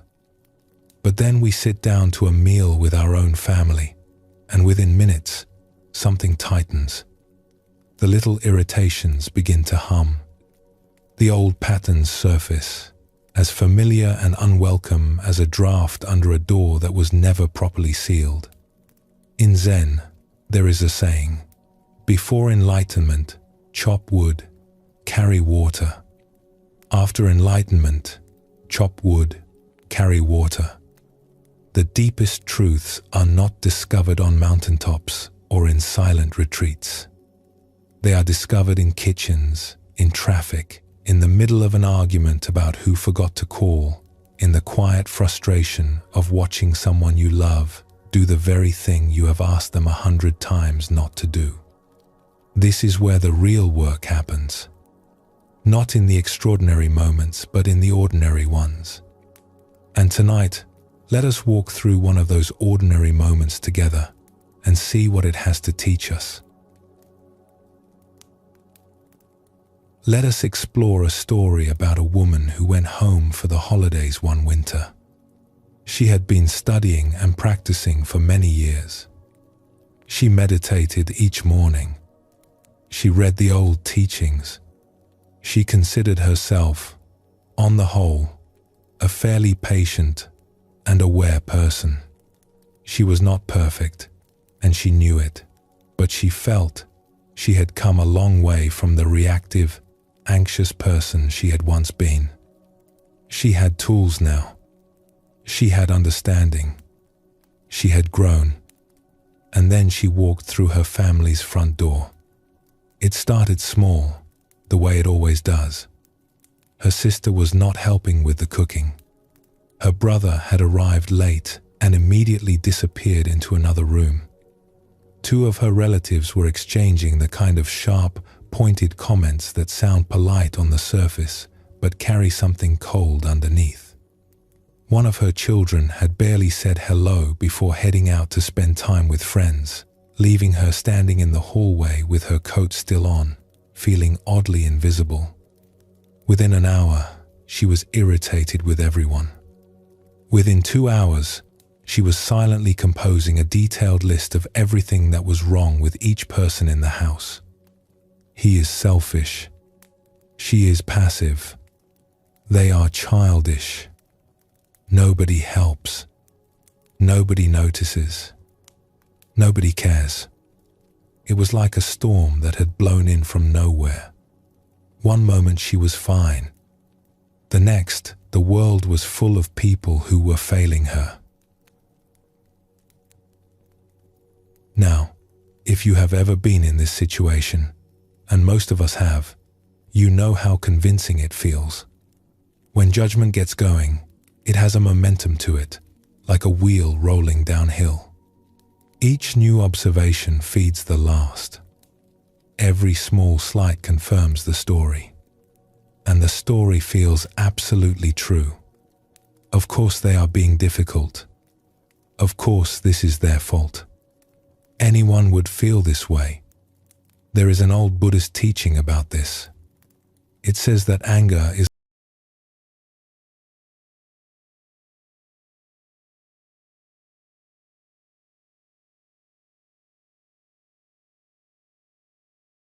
every sharp thought we aim outward burns us first. But we are usually so focused on the target that we do not notice our own hand is on fire. This woman noticed. Not right away. It took a while. But at some point during the afternoon, as she was washing dishes and mentally cataloging her family's shortcomings, a small, clear voice inside her said, "You are judging everyone, and you are miserable." It was such a simple observation, but it stopped her because she realized it was true. She was not just noticing problems. She was actively looking for them. She was scanning each person like a searchlight, hunting for flaws. And every flaw she found made her feel a tiny bit more righteous and a tiny bit more alone. She dried her hands, put on her coat, and went for a walk. It was late afternoon, and the air was cold and still. The kind of cold that makes the world feel very quiet, as if everything has decided to stop and listen. The light was low and golden, the way winter light gets in the last hour before sunset, and the trees were bare, their branches tracing delicate patterns against the pale sky. Somewhere nearby, a bird called out once and then was silent, and the silence that followed was so complete it felt like a living thing. She walked without any particular destination, past houses with lit windows and the faint smell of wood smoke, past a pond that had gone still and grey. She just needed to move. She just needed to feel the ground beneath her feet and the cold air on her face and something other than the hot, tight knot of irritation that had been building in her chest all day. Each step felt like a small act of honesty. I am not okay right now. Something is hurting. I do not know what. As she walked, she began to pay attention to what was actually happening inside her. Not the story about her family. Not the list of grievances. Not the courtroom argument she had been building in her head all afternoon, in which she was the judge and everyone else was on trial. But the raw, physical sensation of what she was feeling, the actual texture of it in her body, and what she found surprised her. Underneath the irritation, underneath the judgment, underneath all those sharp, certain thoughts about what everyone else was doing wrong, there was something much softer, much more vulnerable, much more sad, like finding a small animal curled up at the bottom of a well. It was a feeling she recognized, the way you recognize a face you have not seen in a long time. A face from childhood, perhaps, familiar and a little startling. It was the feeling of not being good enough. This is one of the most important things the Buddhist teachings point us toward. That judgment of others and judgment of ourselves are not two separate things. They are two ends of the same stick. When we find ourselves harshly criticizing the people around us, it is almost always because, somewhere inside, we are harshly criticizing ourselves. The outward judgment is loud and obvious. The inward judgment is quiet and hidden. But the quiet one is the one that is actually running the show. The Buddha put it simply, you will not be punished for your anger. You will be punished by your anger. And what he meant, at its deepest level, is that the real cost of our reactivity is not what it does to other people. It is what it does to us. It locks us inside a very small room, and then it convinces us that the room is the whole world. This woman, walking through the cold air, began to see the shape of that room. She saw that underneath all the criticism of her family, there was a belief she had been carrying for a very long time. A belief that said, if everyone is unhappy, it is probably my fault. If things are not harmonious, I should be fixing them. And if I cannot fix them, then I am failing. And if I am failing, then something is wrong with me. It had been there for years, maybe decades, running quietly in the background like a machine in a basement that you have gotten so used to hearing that you have forgotten it is on. But it was on. It was always on. And it colored everything. She kept walking. The light continued to fade. A few early stars appeared above the trees, faint and patient. And she noticed something else. Something that arrived not as a thought but as a feeling in the body. A kind of sadness. Not the sharp sadness of a specific loss, but something wider and softer. A sadness for all the moments, and there had been so many, when she had been quietly at war with herself without even knowing it. All the dinners and holidays and ordinary afternoons, when, underneath whatever she was doing and saying, there was this low hum, you are not doing enough. You are not being enough. Try harder. Do better. In Zen, they sometimes call this the comparing mind. The mind that is always measuring the distance between where we are and where we think we should be. It is a tireless mind. It wakes before we do. It works through lunch. It follows us to bed. It measures everything, our appearance, our achievements, our patience, our parenting, our progress, against some invisible standard that it never quite reveals. And the comparing mind never rests. It never says, "Okay, that is enough. You have arrived. You can stop now." It always finds a new gap, a new shortfall, a new reason to keep striving. It is like a horizon that moves as you walk toward it. No matter how far you go, it is always the same distance away. She realized, standing at the edge of a field, with the cold air on her cheeks and the first stars beginning to appear, that she had been listening to this mind for most of her life. It had been the soundtrack of her days, so constant that she had mistaken it for her own voice. She had thought the comparing mind was her. She had thought its judgments were the truth. And she realized something else. She was tired of it. Not angry at it. Not even disappointed. Just tired. The way you get tired of a song that has been playing on repeat for too long. You do not hate the song. It may even be a fine song. You just want a little silence. A little space. A little room to hear something else. Something quieter. Something kinder that has been trying to reach you underneath the noise. And this is where something shifted. She did not do anything dramatic. She did not have a vision or a breakthrough or a moment of cosmic clarity. There was no flash of light, no voice from the heavens. She simply put her hand on her own chest, the way you might comfort a friend who was upset, and she stood there in the winter quiet and let herself feel what she was feeling. The sadness, the tiredness, the ache of having been so hard on herself for so long. She did not try to fix it. She did not try to understand it or explain it or make it go away. She just let it be there, the way you let the cold air be there, the way you let the stars be there. Present, real, not good or bad, just part of this moment.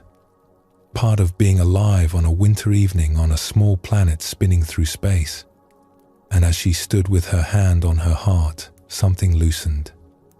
Not everything, not all at once, but something. It was like a window opening in a room that had been sealed shut for a long time. Just a crack. But through that crack came air, and the air was fresh, and it changed the quality of the whole room. The tight knot in her chest began to soften. The heat of her irritation began to cool. And in its place, there was a strange, quiet tenderness, a gentleness toward herself that she had not felt in a long time. Maybe had not felt ever, not quite like this. Not this honest, not this simple, not this free of conditions. She thought of something she had once read, a line attributed to an ancient teacher. If your compassion does not include yourself, it is incomplete. And she realized, with a clarity that was more like a whisper than a shout, that she had been trying to offer compassion to the whole world while skipping the one person who needed it most. She had been pouring water for everyone else while her own cup sat empty on the table. When she went back inside, the house had not changed. Her sister was still not helping. Her relatives were still trading their quiet barbs. Her child was still out with friends. Nothing in the external world had shifted even slightly. But she had shifted. Something in the way she saw it all had opened. Where before she had seen a house full of people who were failing, she now saw a house full of people who were doing their best. Her sister, who did not help with cooking, had always been shy in groups and probably felt overwhelmed. Her brother, who had disappeared, had always needed time alone to recharge. Her relatives, with their sharp comments, were carrying their own old hurts and did not know how to set them down. Her child, out with friends, was simply growing up the way children are supposed to. None of this meant the difficulties were not real. They were real, but they were no longer the whole story. They were clouds, as we spoke of earlier in our journey tonight. Real clouds, casting real shadows, but not the sky, never the sky, and most importantly, the harshest judgment, the one aimed at herself, the one that said it was all her fault, had quieted, not disappeared, but quieted, like a voice that has been shouting for so long that when you finally turn and look at it with gentle eyes, it realizes it does not need to shout anymore. It just needed to be heard. This is something we can all recognize. We do not need to be meditators or practitioners or spiritual seekers to understand this. We simply need to be human, because every one of us has had that moment when we suddenly realize that the person we have been hardest on is ourselves. And every one of us has had that moment, however brief, when something softens and we feel, even for a second, that it might be okay to stop fighting. The great Zen master Dogen wrote, "To study the self is to forget the self. To forget the self is to be at home in all things." What he meant, in the gentlest way, is that when we stop obsessing over whether we are good enough, when we finally let go of that endless, exhausting project of self-improvement, something natural and warm takes the place of all that worry. We do not become careless or lazy or indifferent. Quite the opposite. We become free. Free to see others clearly, as they actually are, rather than as reflections of our own insecurity. Free to love without keeping score. Free to be imperfect without believing that imperfection is the same as failure. Free to sit at a dinner table with our complicated, messy, beautiful family and think, simply, here we are, all of us doing our best. And that is enough. That winter walk, that ordinary walk in the cold, changed nothing and changed everything. The woman went back to her family. She hung her coat by the door. She helped with dinner. She laughed at something someone said, and it was a real laugh, not the polite kind. She sat beside her brother and asked him how he was doing, and this time she actually listened to the answer, not while planning her next sentence, not while judging, but with her whole quiet attention. Not because she had been fixed, not because she had reached some elevated state, but because, for a little while, the comparing mind had gone quiet. And in the quiet, there was room for something else. Something warmer, something older, something that had been waiting patiently beneath all that noise for exactly this. So if you find yourself, in the days to come, catching the familiar rise of judgment, the tightening in the chest, the certainty that everyone around you is doing it wrong, you might consider this. Not as a correction, not as a rule, just as a gentle invitation.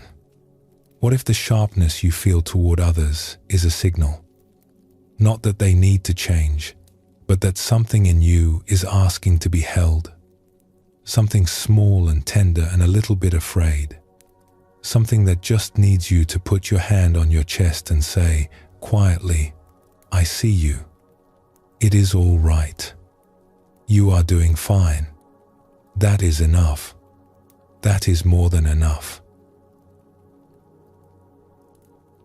Let us rest here for a moment. Feel the stillness around you. Let your body be soft. And when you are ready, we will continue together.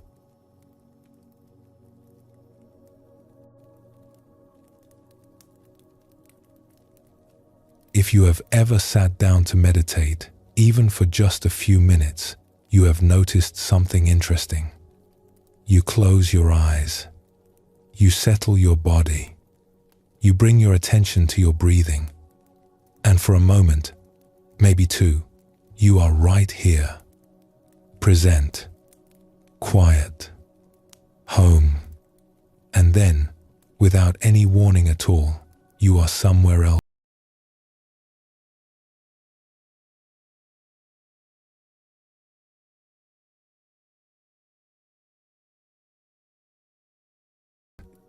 You are remembering an embarrassment from years ago, and your cheeks flush as if it is happening right now. The breath is still moving, the room is still quiet, but you have vanished from it. You have floated away like a leaf on a stream, carried gently but completely into a world made entirely of thought. And then, just as suddenly, you come back. Oh, right. I was breathing. Here I am. This small, ordinary cycle, the drifting away and the returning, is one of the most important things a human being can notice. Because it does not only happen on a cushion with our eyes closed. It happens all day long. It happens all life long. We forget and we remember. We lose ourselves and we find ourselves again. Over and over and over, like the tide going out and coming back. Tonight, let us look at this rhythm of forgetting and remembering. Not to fix it, not to conquer it, but to understand it as something deeply natural, deeply human, and strangely beautiful. The Buddha spoke about this rhythm at the very beginning of his teaching. When he sat with his first students and shared what he had discovered, he did not begin by saying, "Here is how to be perfect." He began by saying something much more honest. He said, "There is suffering." That was his starting point, not as a grim declaration, but as a relief, an exhale, a naming of what everyone in the room already knew but had never heard spoken aloud with such simple clarity. There is suffering. We forget who we are. We lose touch with the goodness we have been exploring together tonight. We get tangled up in worry and comparison and the endless effort to make ourselves into something we think we should be. This is not a personal failing. This is the weather of being human. It rains on everyone. What made the Buddha's teaching so remarkable is what came next. He did not say, "And therefore life is hopeless." He said, "There is a way through, not around, not above, through. Right through the middle of our forgetting, there is a path back to remembering. And every single time we take that path, no matter how many times we have wandered off it, we arrive home." But before we talk about remembering, let us spend a little time with forgetting. Because there is something important here that most of us miss. When we notice that we have drifted, that we have gotten caught up in a pattern we do not like, our first instinct is usually to scold ourselves. There I go again. Why can I not stop doing this? What is wrong with me? We treat forgetting as evidence that we are failing, as if the whole point of being alive is to never lose our footing, and every stumble is proof that we are not up to the task. The Buddha had a beautiful way of describing this. He called it the second arrow. Let us explore what he meant. Imagine you are walking through a forest. It is a calm day. The light is dappled and green, filtering through the leaves in patterns that shift and dance with the breeze. The path is soft underfoot, and there is the smell of earth and moss, and something sweet you cannot quite name. It is a good walk. Your body is relaxed. Your mind is easy. And then, out of nowhere, you step on a thorn. It pierces your foot. It hurts. A sharp, sudden sting that stops you in your tracks. This is the first arrow. It is not your fault. You did not choose to step on it. You were simply walking, and the thorn was there, hidden beneath a leaf, and the two of you met. That is all. A moment of pain on an otherwise lovely path. Now, you have a choice about what happens next. You can stop, sit down on a nearby rock, carefully remove the thorn, tend to the small wound, perhaps wrap it with a strip of cloth, and continue on your way. The foot will ache for a little while, and then it will heal, and eventually you will forget it ever happened. Or you can do what most of us actually do. You can stand there on one foot and launch into a full investigation of your own character. I cannot believe I stepped on a thorn. I should have been paying more attention. What kind of person steps on a thorn? A careless person, that is who. I always do things like this. I should have watched where I was going. I should have worn better shoes. Everyone else manages to walk through forests without stepping on thorns. What is wrong with me? That is the second arrow. And here is the strange thing about it. The second arrow almost always hurts more than the first. The thorn was a moment of pain, sharp and real, but brief. The story we build around it can last for hours, for days, for years. The thorn breaks the skin. The story breaks the spirit. The thorn will heal on its own in a day or two. The story, if we keep telling it, never heals at all.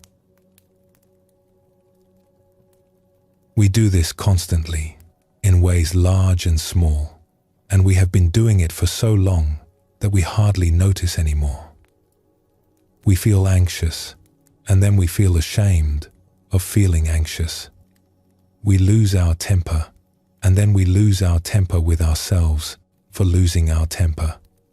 We eat something we wished we had not, and then we spend the rest of the day punishing ourselves for it, which feels so much worse than the eating ever did.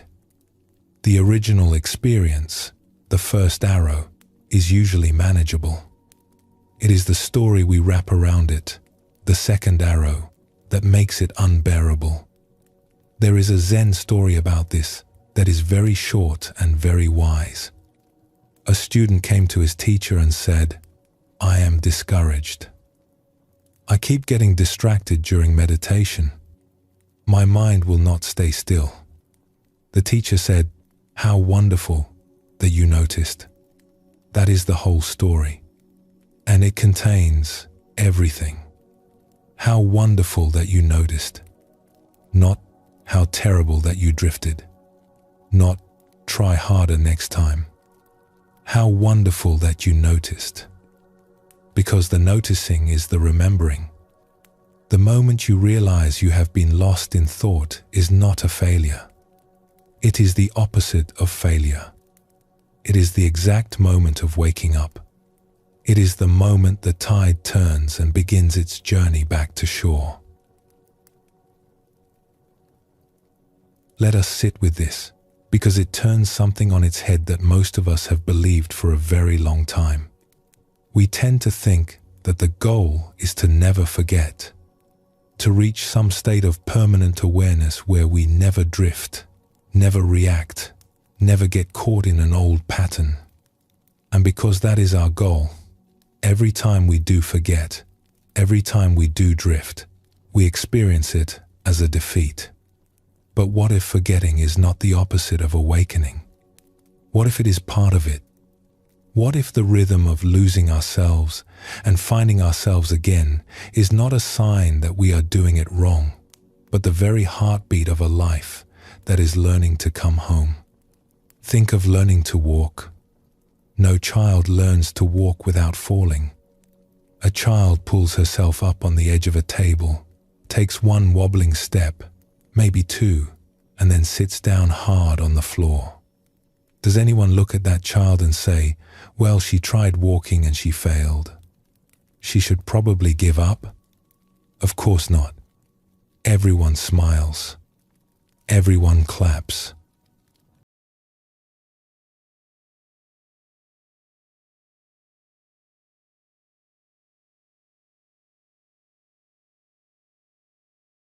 Every time the child falls and gets up again, something strengthens. Not just the legs, but something deeper. A kind of trust. A willingness to try again. An understanding, felt in the bones rather than thought in the mind, that falling is not the end. Getting up is what matters. Getting up is the whole beautiful thing. We are all still learning to walk. We are all still falling and getting up.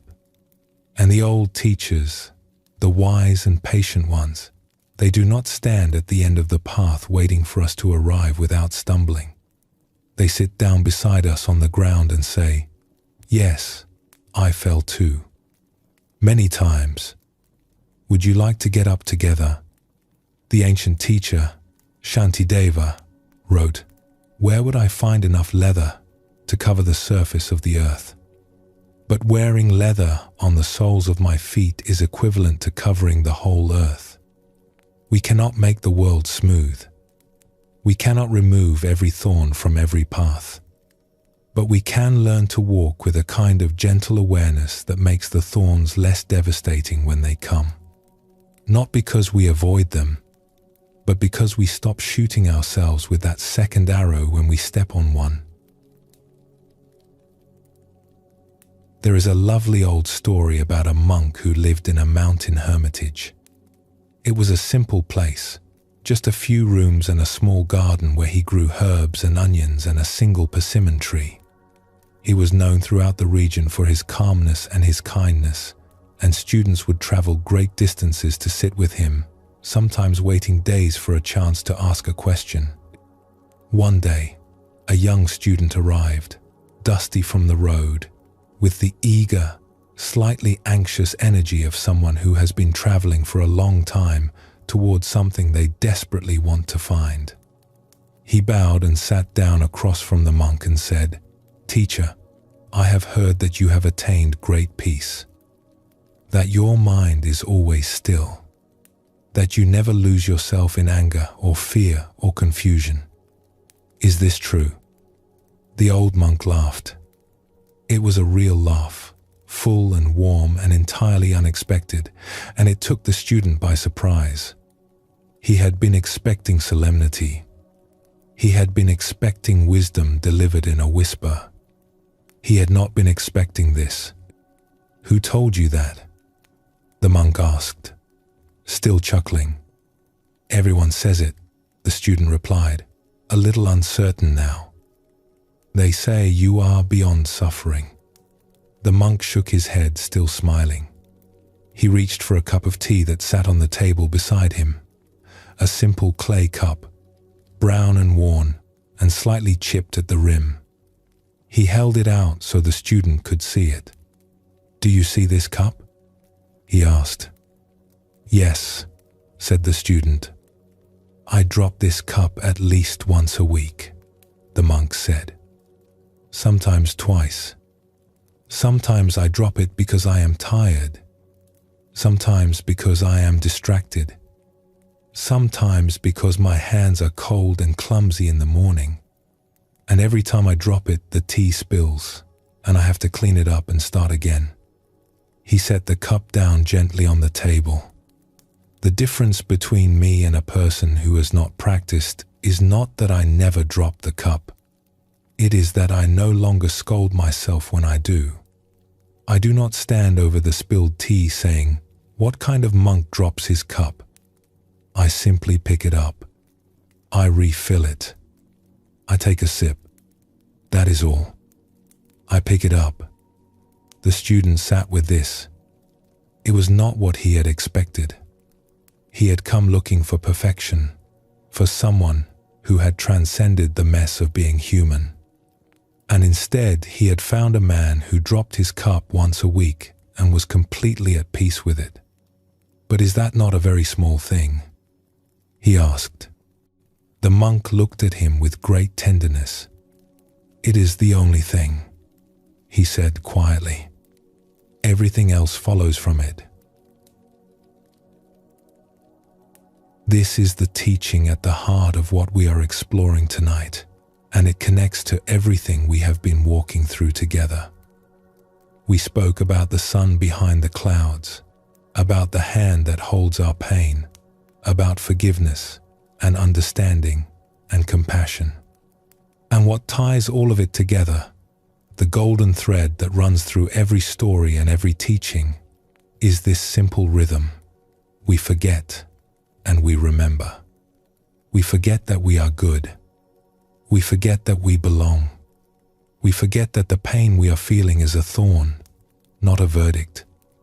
We forget, and we reach for the second arrow, and we build a story about how we are broken and unworthy and beyond repair.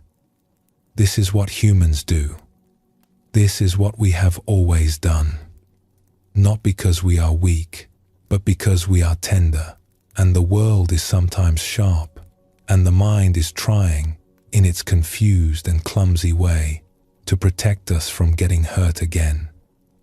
And then, sometimes in the quiet, sometimes in the cold air of a winter walk, sometimes in the warmth of another person's hand, sometimes while watching the light change on a hillside, sometimes for no reason at all, we remember. We remember that we are more than the story. We remember that the cup can always be refilled. We remember that the one who notices the forgetting is already awake, already here, already home. And in that moment of remembering, however brief, however fragile, however quickly the next wave of forgetting comes rolling in, we are home, truly home. Not because we have arrived at some permanent state of bliss, but because we have touched something real, something that cannot be lost, only forgotten, and something that is always, always available to be found again. The great teacher Ajahn Chah once said, "If you let go a little, you will have a little peace. If you let go a lot, you will have a lot of peace. If you let go completely, you will have complete peace." And what we are letting go of, most of the time, is not our problems. It is the second arrow. It is the story that says our problems mean something is wrong with us. Let go of that story, even for a breath, and something opens. Something that was always there, waiting quietly beneath the noise. So let us carry this with us as we continue, not as a rule to follow, not as one more thing to get right, but as a kindness, a gentleness with ourselves that says, "Of course you forget. Everyone forgets." The Buddha himself said that forgetting is the most natural thing in the world. It is woven into the fabric of being alive. But remembering is also woven into that fabric. And every time you remember, every time you catch yourself mid-drift and say, "Oh, there I am," you are doing something quiet and powerful. You are choosing to come back. You are choosing to pick up the cup. You are choosing, in that small, unremarkable moment, to trust that you are worth coming back to. And you are. You always have been. Every moment of remembering proves it. Not because you are perfect, but because you are here, still trying, still turning toward the light, still willing to begin again. There is a line from an old Zen poem, 10,000 flowers in spring, the moon in autumn, a cool breeze in summer, snow in winter. If your mind is not clouded by unnecessary things, this is the best season of your life.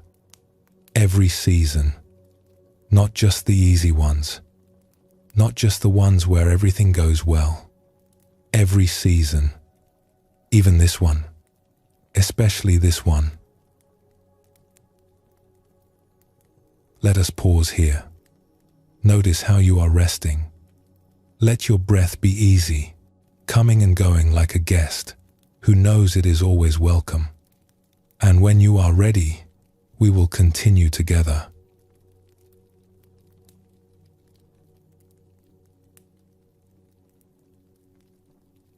When you were very small, before you had words for anything, before you knew what a tree was, or what the color blue meant, or what your own name sounded like, you already knew the language of touch.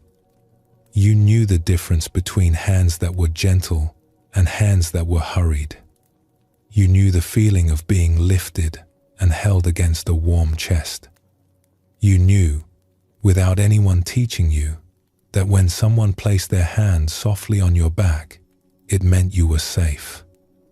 You could rest. This is the oldest language we have, older than any spoken word, older than writing, older than song. Before we learn to say, "I love you," we learn to feel it through the skin. A palm on a forehead, fingers wrapped around a hand, an arm around a shoulder. The body has always known what the mind sometimes forgets, that we are not meant to carry everything alone. That sometimes the most important thing one person can offer another is not advice, not wisdom, not even understanding. Just contact, just warmth, just the simple animal comfort of being touched by someone who cares. Tonight, let us explore this quiet language and what it can teach us about coming home to ourselves.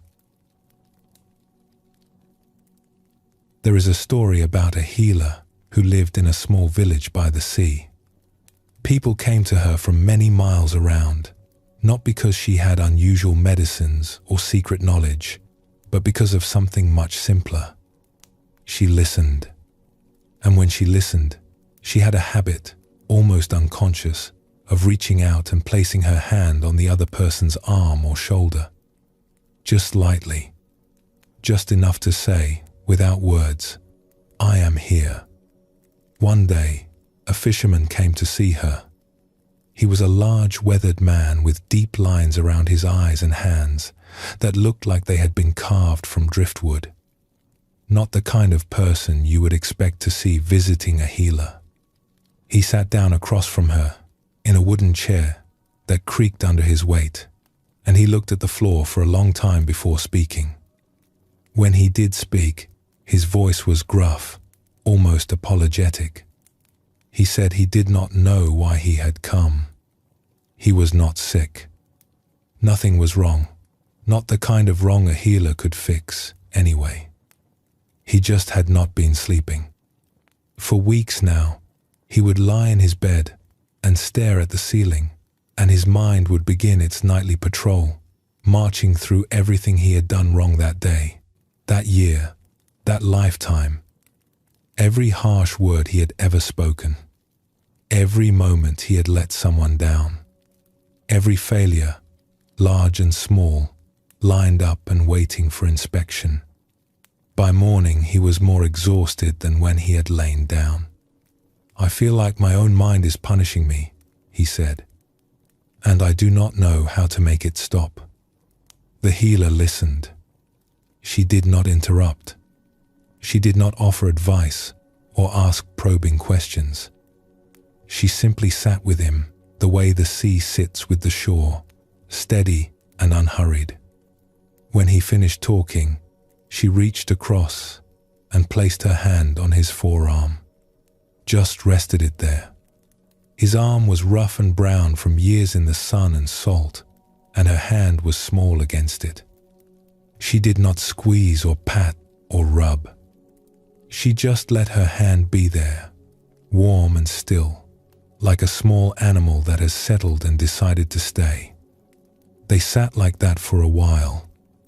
The sound of the sea came through the open window, that slow, rhythmic breathing of the waves that is perhaps the oldest lullaby the earth has ever sung. The light in the room was warm and golden, and the shadows were soft. After a time, the fisherman's shoulders, which had been drawn up tight around his ears like a wall, began to lower.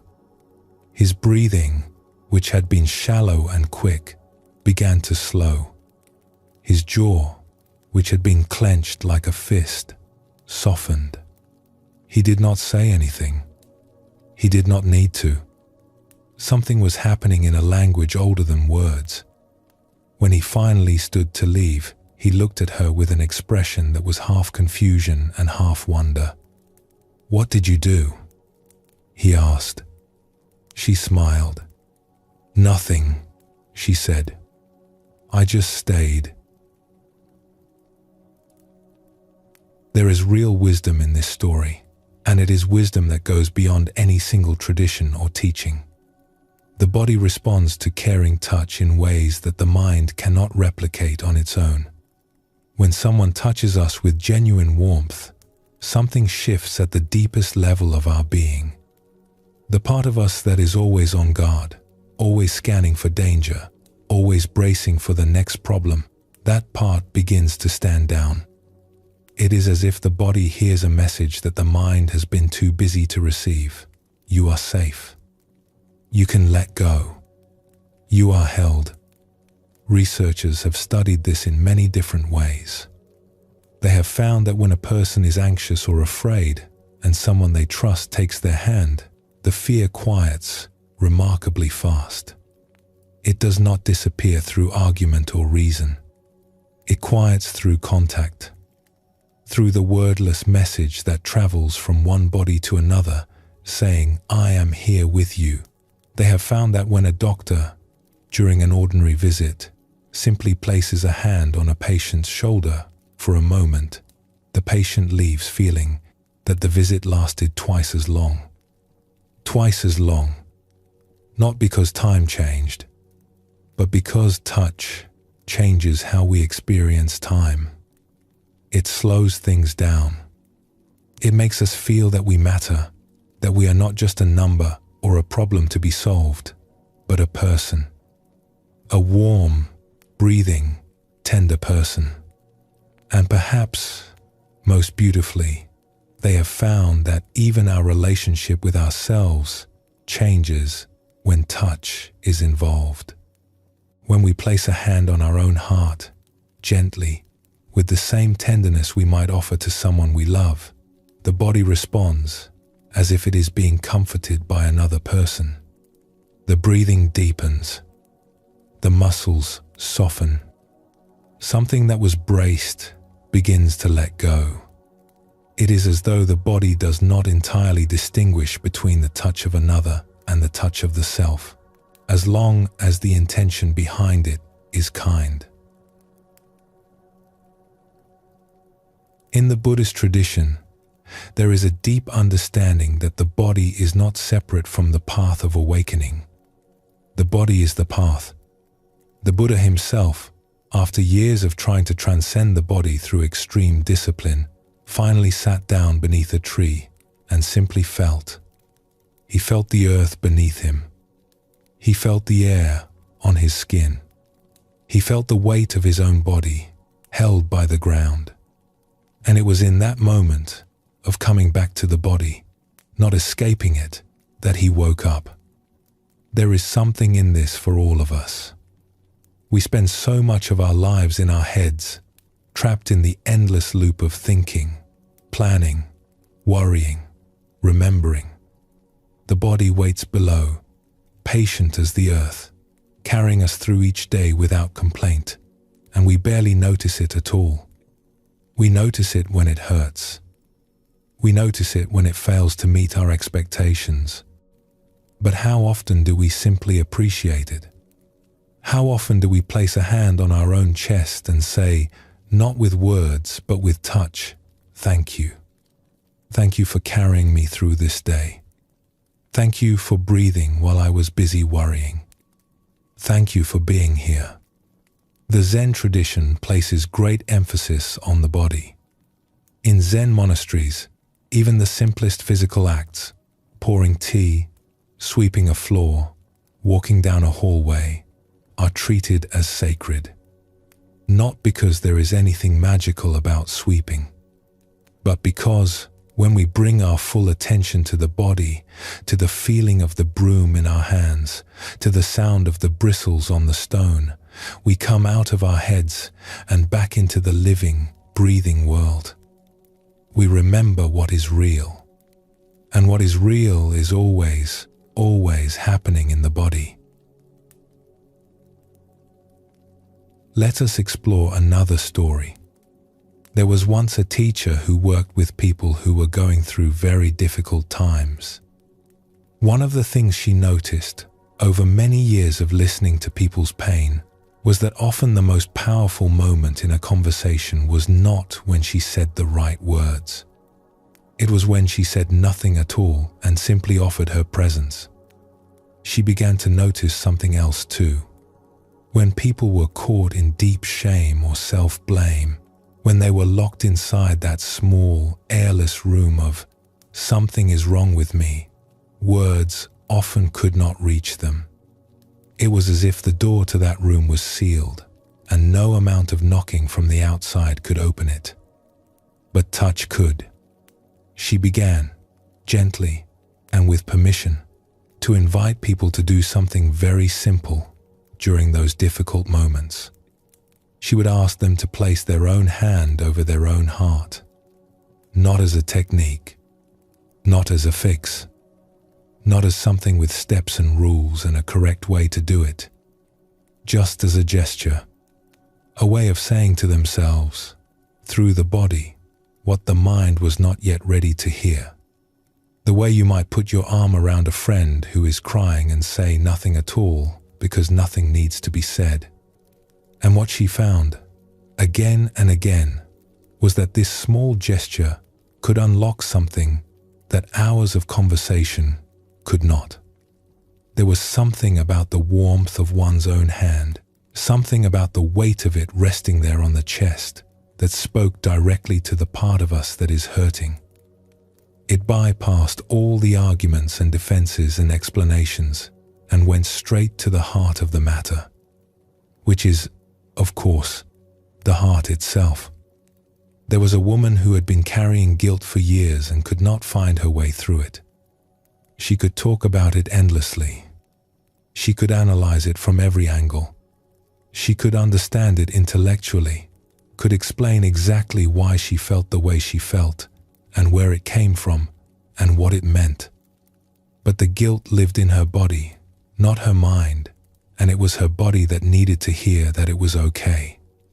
When she placed her hand on her chest and simply sat with herself, not trying to solve anything, not trying to be anywhere else, something melted. Not the guilt itself, which was real and needed its own time, but the armor around the guilt, the hard protective shell that had been keeping the pain locked in, like a room with no windows. Her hand on her heart was the first window, and through it air began to flow. There was also a man who had spent his whole life believing he was not good enough. He was successful by any external measure, the kind of person other people looked at and thought, he has it all figured out. But inside there was a coldness, a distance from himself, as if he were standing outside his own life looking in through a frosted window. He had tried many things to warm that coldness. Achievement, recognition, staying busy every waking moment so the silence could never catch up with him. None of it worked because none of it touched the place that was actually cold. But when he learned, slowly and with great skepticism, to simply place his hand over his heart each morning and to sit with whatever he found there, not pushing it away, not judging it, just being with it the way the sea is with the shore, something began to thaw. Not dramatically, not overnight, but steadily the way ice melts in spring. Not because someone pushed it, because the sun came out. There is a line from a poet that captures this beautifully. She writes about finding all the untended places within herself, all the parts that had been ignored or pushed away or told they were not welcome. And she describes lifting them, one by one, close to her heart and whispering, "Holy, holy," not fixing them, not improving them, not understanding them, just holding them close and calling them sacred. This is what touch can do. Not the touch of a doctor or a therapist, though that can be powerful too, but the touch you offer to yourself, the hand on the heart, the palm on the cheek, the fingers resting gently on your own arm. These are not empty gestures. They are communications. They are the body's way of saying, in a language it has understood since before you were born, "I am here. I am not leaving. You matter." The Buddha once said, "You can search throughout the entire universe for someone who is more deserving of your love and affection than you are yourself, and that person is not to be found anywhere. Not anywhere. Not in any direction. The person most deserving of your tenderness is already here, already breathing, already listening to these words." There is one more story worth sitting with tonight. In many parts of the world, there is a tradition of holding the hands of those who are suffering, not to take the suffering away, not to fix or solve or analyze, just to hold. It is one of the oldest gestures our species knows, and it crosses every boundary of language and culture and belief. A man once told a story about visiting his elderly grandmother when she was nearing the end of a long and full life. She was resting in her bed, propped up on pillows that seemed to hold her the way clouds hold the moon, gently and without effort. The room was quiet, and the afternoon light was coming through the curtains in soft, buttery stripes that moved slowly across the bedspread as the hours passed. There were flowers on the nightstand, and the faint scent of lavender, and somewhere in the house, a clock was ticking, steady and patient as a heartbeat. He sat beside her in a chair that had been pulled close to the bed, and he did not know what to say. He had come prepared with things to talk about, news and updates and cheerful stories from the family. He had rehearsed them in the car on the way over, wanting to be bright, wanting to fill the room with life.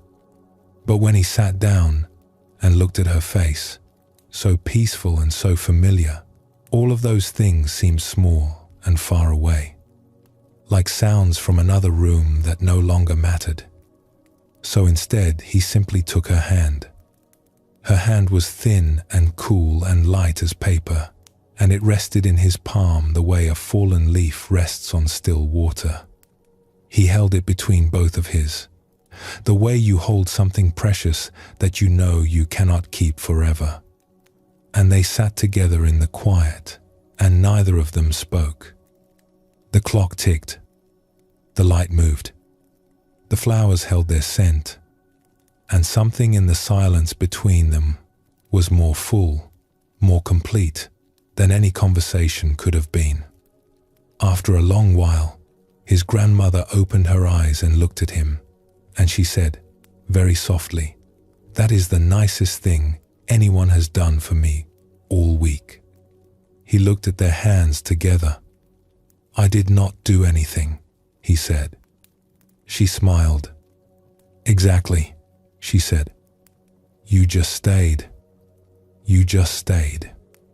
The same words the healer used. The same truth, arriving from a different direction. The most profound thing we can offer another person, and the most profound thing we can offer ourselves, is not brilliance, not solutions, not the perfect words at the perfect time. It is presence, the willingness to stay, to be here, in the body, in the moment, with whatever is arising, and to not run away. So tonight, as you lie here, you might notice your own body, not with judgment, not with a measuring eye that says this should be different or that should be better. but with the kind of attention you would give to a sleeping child. Gentle, curious, full of warmth. Notice your hands wherever they are resting. Notice the weight of them, the warmth of them. These hands that have done so much for you, that have held and carried and reached out and let go, that have wiped tears and opened doors and written words and prepared meals and touched the people you love. And if it feels right, let one of those hands come to rest on your chest, lightly, as if you are saying hello to yourself, as if you are saying, after a long and busy day, after a long and busy life, I am here. I stayed. Let us rest here. Feel the warmth of your own hand, the steady rhythm beneath it. And when you are ready, we will continue together.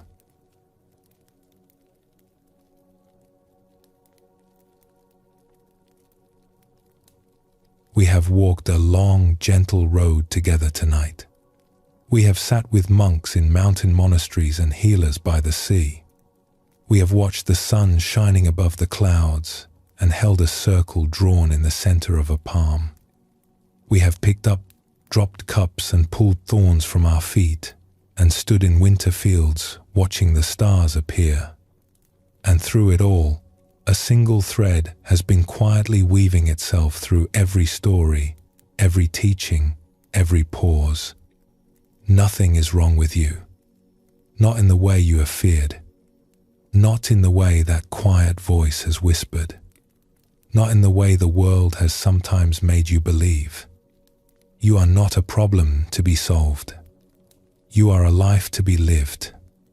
And the goodness at the center of that life has been here all along, patient as the ground beneath your feet, waiting for you to stop and notice and rest. Now,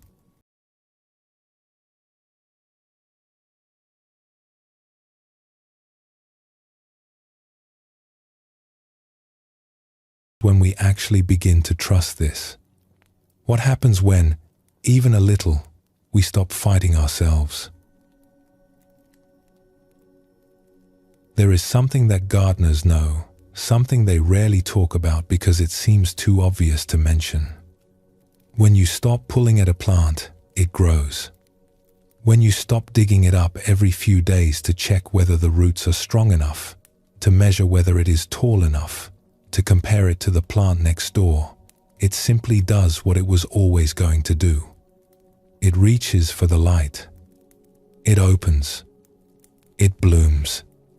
Not because you forced it, but because you finally got out of the way. Human beings are not so different.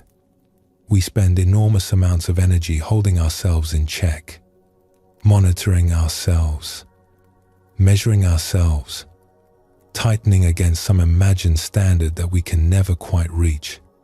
And all of that tightening takes something from us. It takes our aliveness. It takes the simple, natural energy of being a creature on this earth, breathing and moving and feeling the wind. The first thing that happens when we begin to trust our own goodness, when we begin to relax even a little into the truth that we are okay, is that this energy comes back.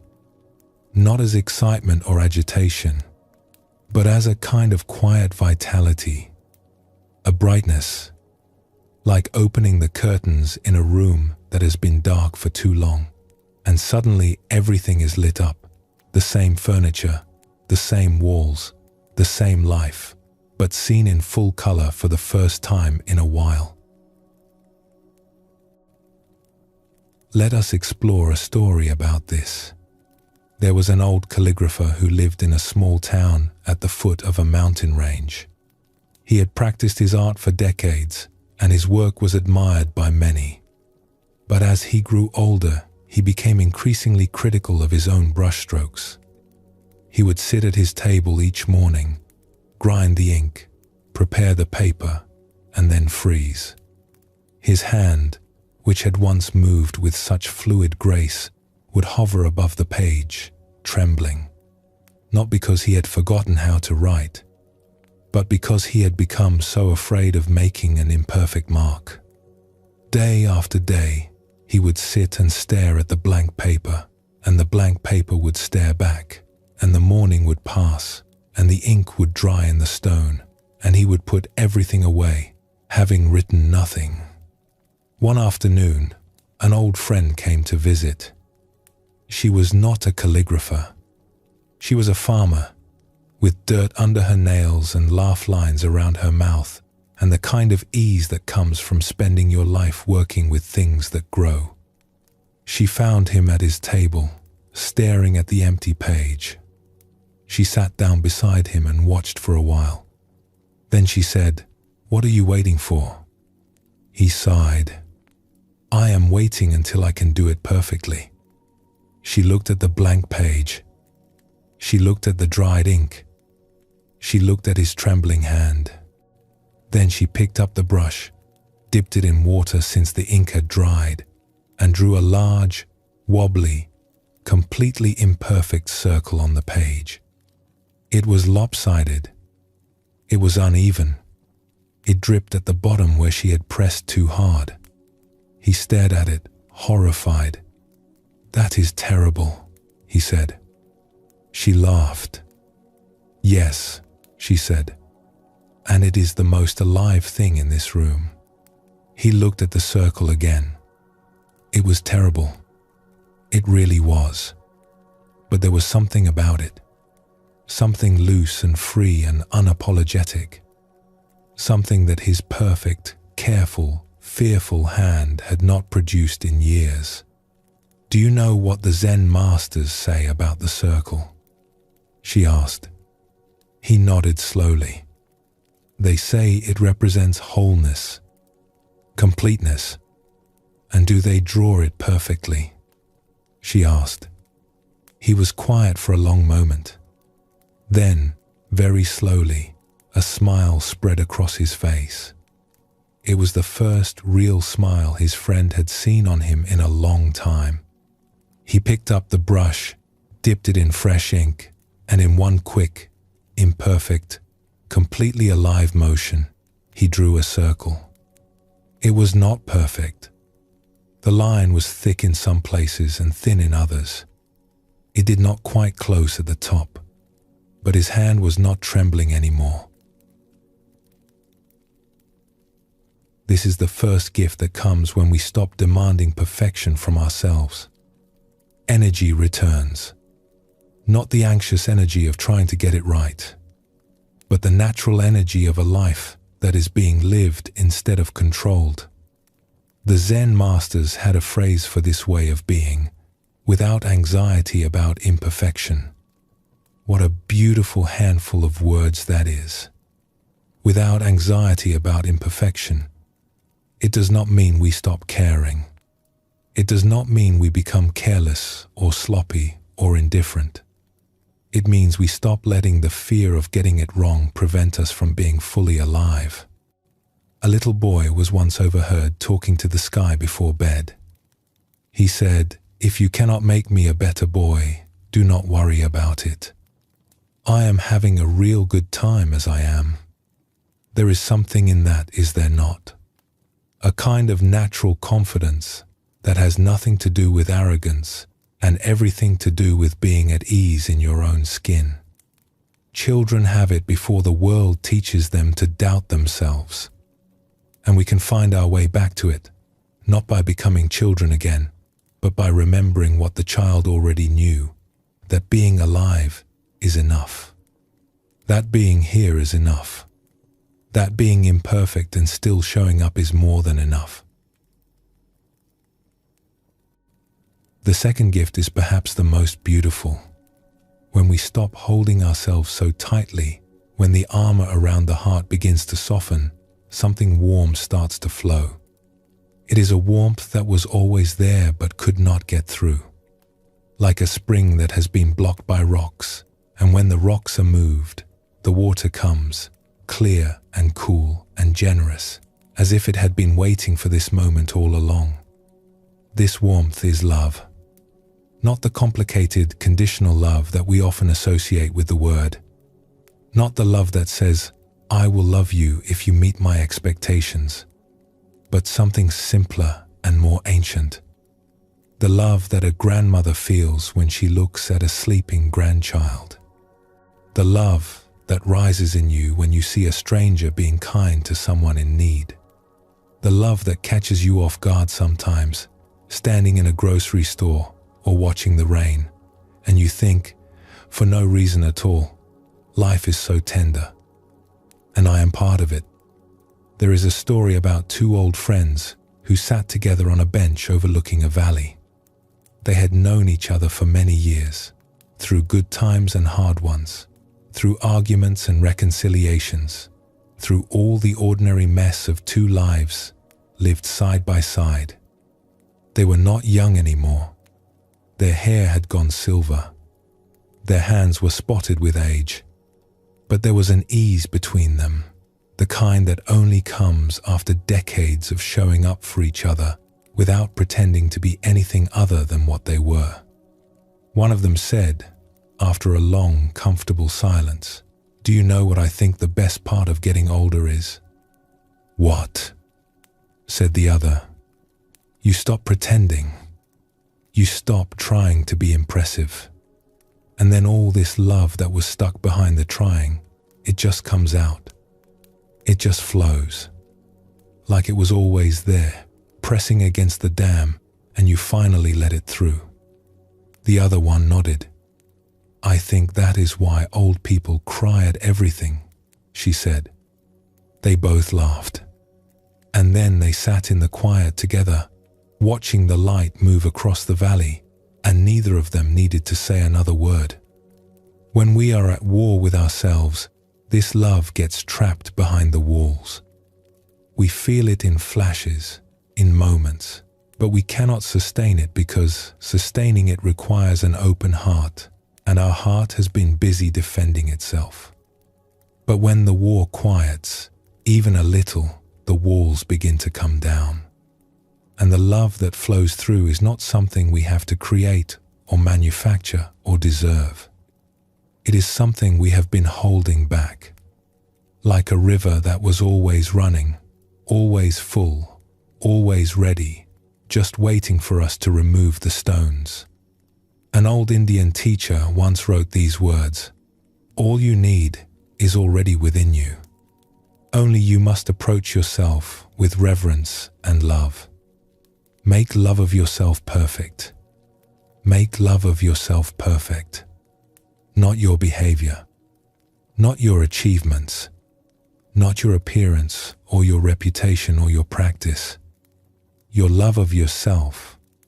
Let that love become whole and unhurried and unconditional.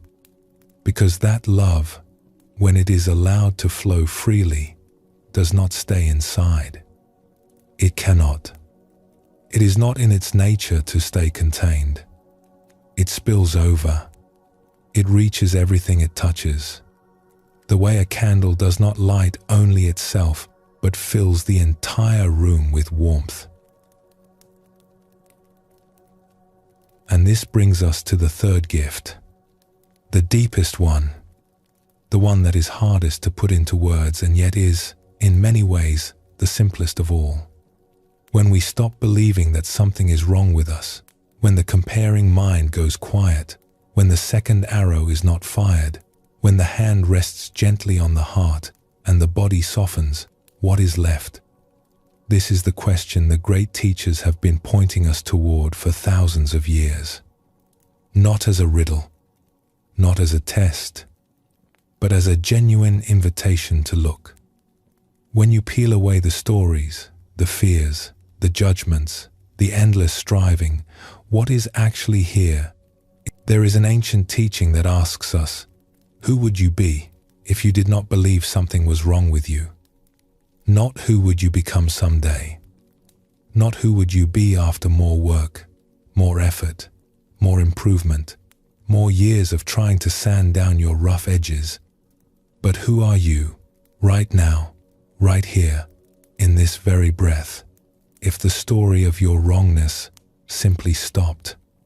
If the voice that has been narrating your flaws went silent, just for a moment, and you were left with only what is actually here, sit with that for a moment.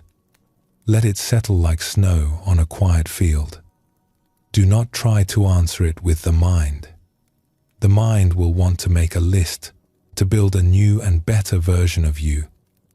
That is not what this question is asking. Let the body answer. Let the heart answer. Let the silence answer. Who are you when the noise stops? There was once a student who traveled a great distance to ask a teacher this very question. She had been searching for years, the way many of us search, reading books and following paths and sitting in silence and hoping that around the next corner she would finally find the thing she was looking for. She arrived at the teacher's door exhausted, dusty from the road, and full of the kind of urgency that only comes from looking very hard for something you are afraid you will never find. She sat down and said, "Teacher, I have been searching for my true self for many years. I have read every book I can find. I have tried every path. I have sat in stillness until my legs ached and my mind screamed. Please, tell me, who am I, really? Underneath all of this confusion, who am I?" The teacher looked at her for a long, quiet moment. There was no hurry in her eyes, no judgment, just the kind of patient attention that makes you feel that time has stopped, or perhaps that time was never the point. Then she said, very simply, "Who is asking?" The student opened her mouth to answer, and then she stopped, because the question had turned her around. She had been looking outward, searching for her true self as if it were a place she had not yet visited or a treasure she had not yet found.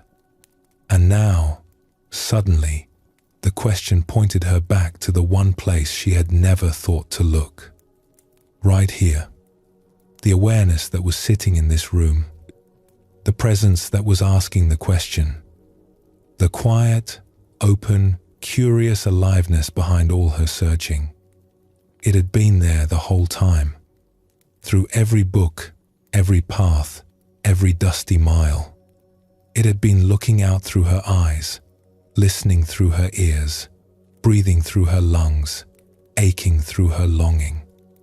It was not something she needed to find. It was the one doing the finding. "Oh," she said softly. And then she began to laugh. And the teacher laughed with her. And neither of them could say exactly what was funny, but it did not matter, because the laughter itself was the answer. The great poet Rumi described this moment of recognition with words that have echoed through the centuries. "I have gotten free of that ignorant fist that was pinching and twisting my secret self. The universe and the light of the stars come through me. The ignorant fist, that is the tightness. That is the self-doubt. That is the voice that says you are not enough. And when it opens, when it finally lets go, what comes through is not something small and personal. It is the universe. It is the light of the stars. It is everything, flowing through you the way the wind flows through an open window, the way water flows through an open hand. You are not separate from this world. You never were. The goodness we spoke of at the very beginning of our time together, the goodness that means belonging, gathering, togetherness, it is not a concept. It is a living reality, and it is what you are made of. Rumi wrote one more line that belongs here, at the end of our journey. He said, "I am the crescent moon, put up over the gate to the festival." Picture that for a moment. A warm evening, a path leading through an old town, past stone walls and lanterns, and the sound of music somewhere ahead. And there, above the entrance to a great celebration, hangs a crescent moon, thin and luminous against the darkening sky. It does not do anything. It does not perform. It does not earn its place or justify its light. It simply shines, and by shining it says to everyone who passes beneath it, "Welcome. Come in. The festival is here. The festival has always been here, and you were always invited. You are that moon, not metaphorically, not after you have done more work on yourself. Right now, tonight, as you are, your goodness, your warmth, your quiet, shining awareness, this is the light over the gate, and the festival it welcomes you to is not somewhere else. It is not after you have improved yourself or solved your problems or become a better version of who you are. It is this breath, this moment, this ordinary, extraordinary, unrepeatable life. So let us rest now, truly rest. Not the restless pause of someone who is waiting for the next thing, but the deep, easy rest of someone who has come home and knows it. Let your body be heavy. Let the bed or the floor or wherever you are lying hold you completely. You do not need to hold yourself up anymore. You have been held all along. Let your breathing be soft. Let it come and go without any effort, the way waves come and go on a shore that does not try to call them. And let this one truth settle into you like warmth from a fire, like sunlight into soil, like a hand placed gently over a heart. Nothing is wrong with you. Nothing has ever been wrong with you. You are the sun behind the clouds. You are the jewel beneath the dust. You are the crescent moon over the gate. And you have always been enough.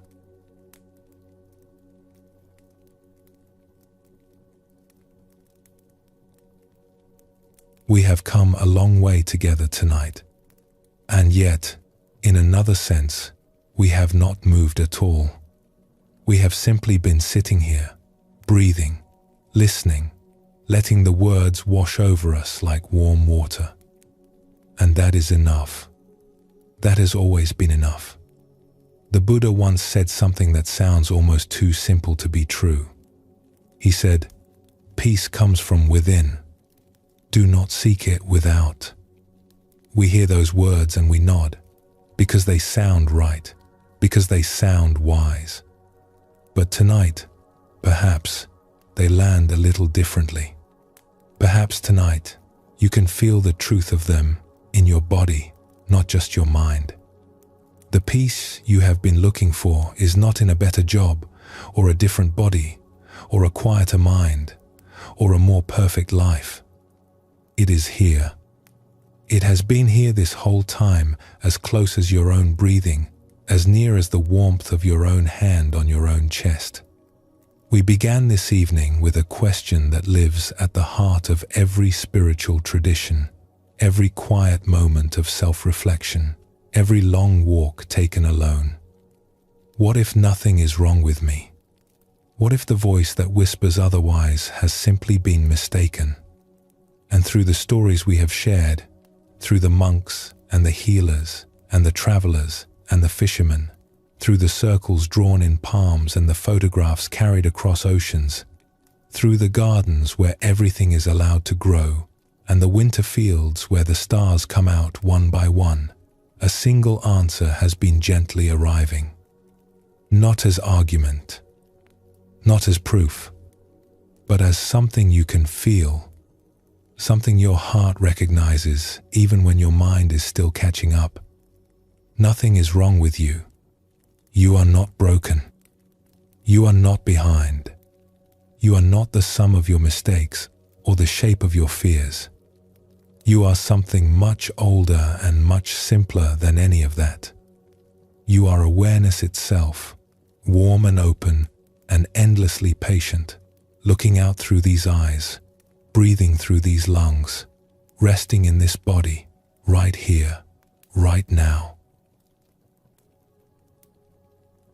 In the Zen tradition, there is a practice of asking questions that have no answers. They are called koans, and their purpose is not to make the mind work harder, but to help it finally rest. One of the most famous is simply this: what is your original face? The face you had before your parents were born. It is not a question you can think your way through. It is a question that invites you to stop thinking altogether, to let the mind grow quiet, the way a pond grows still when the wind dies down. And when the pond is still, it does not need to do anything to reflect the sky. It just does. Naturally. Effortlessly. If the sky was always there, the pond simply had to stop rippling long enough to see it. You are that pond tonight. And the sky that is reflected in you, the vast, open, luminous sky, is your own goodness, your own wholeness, your own belonging to this beautiful, mysterious life. You do not have to remember everything we spoke about tonight.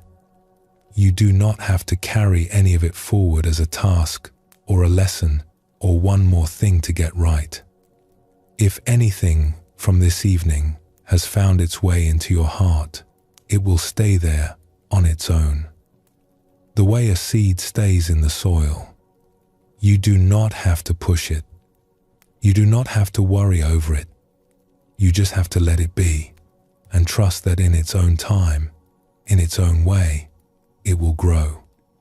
And if nothing has stayed, that is fine too.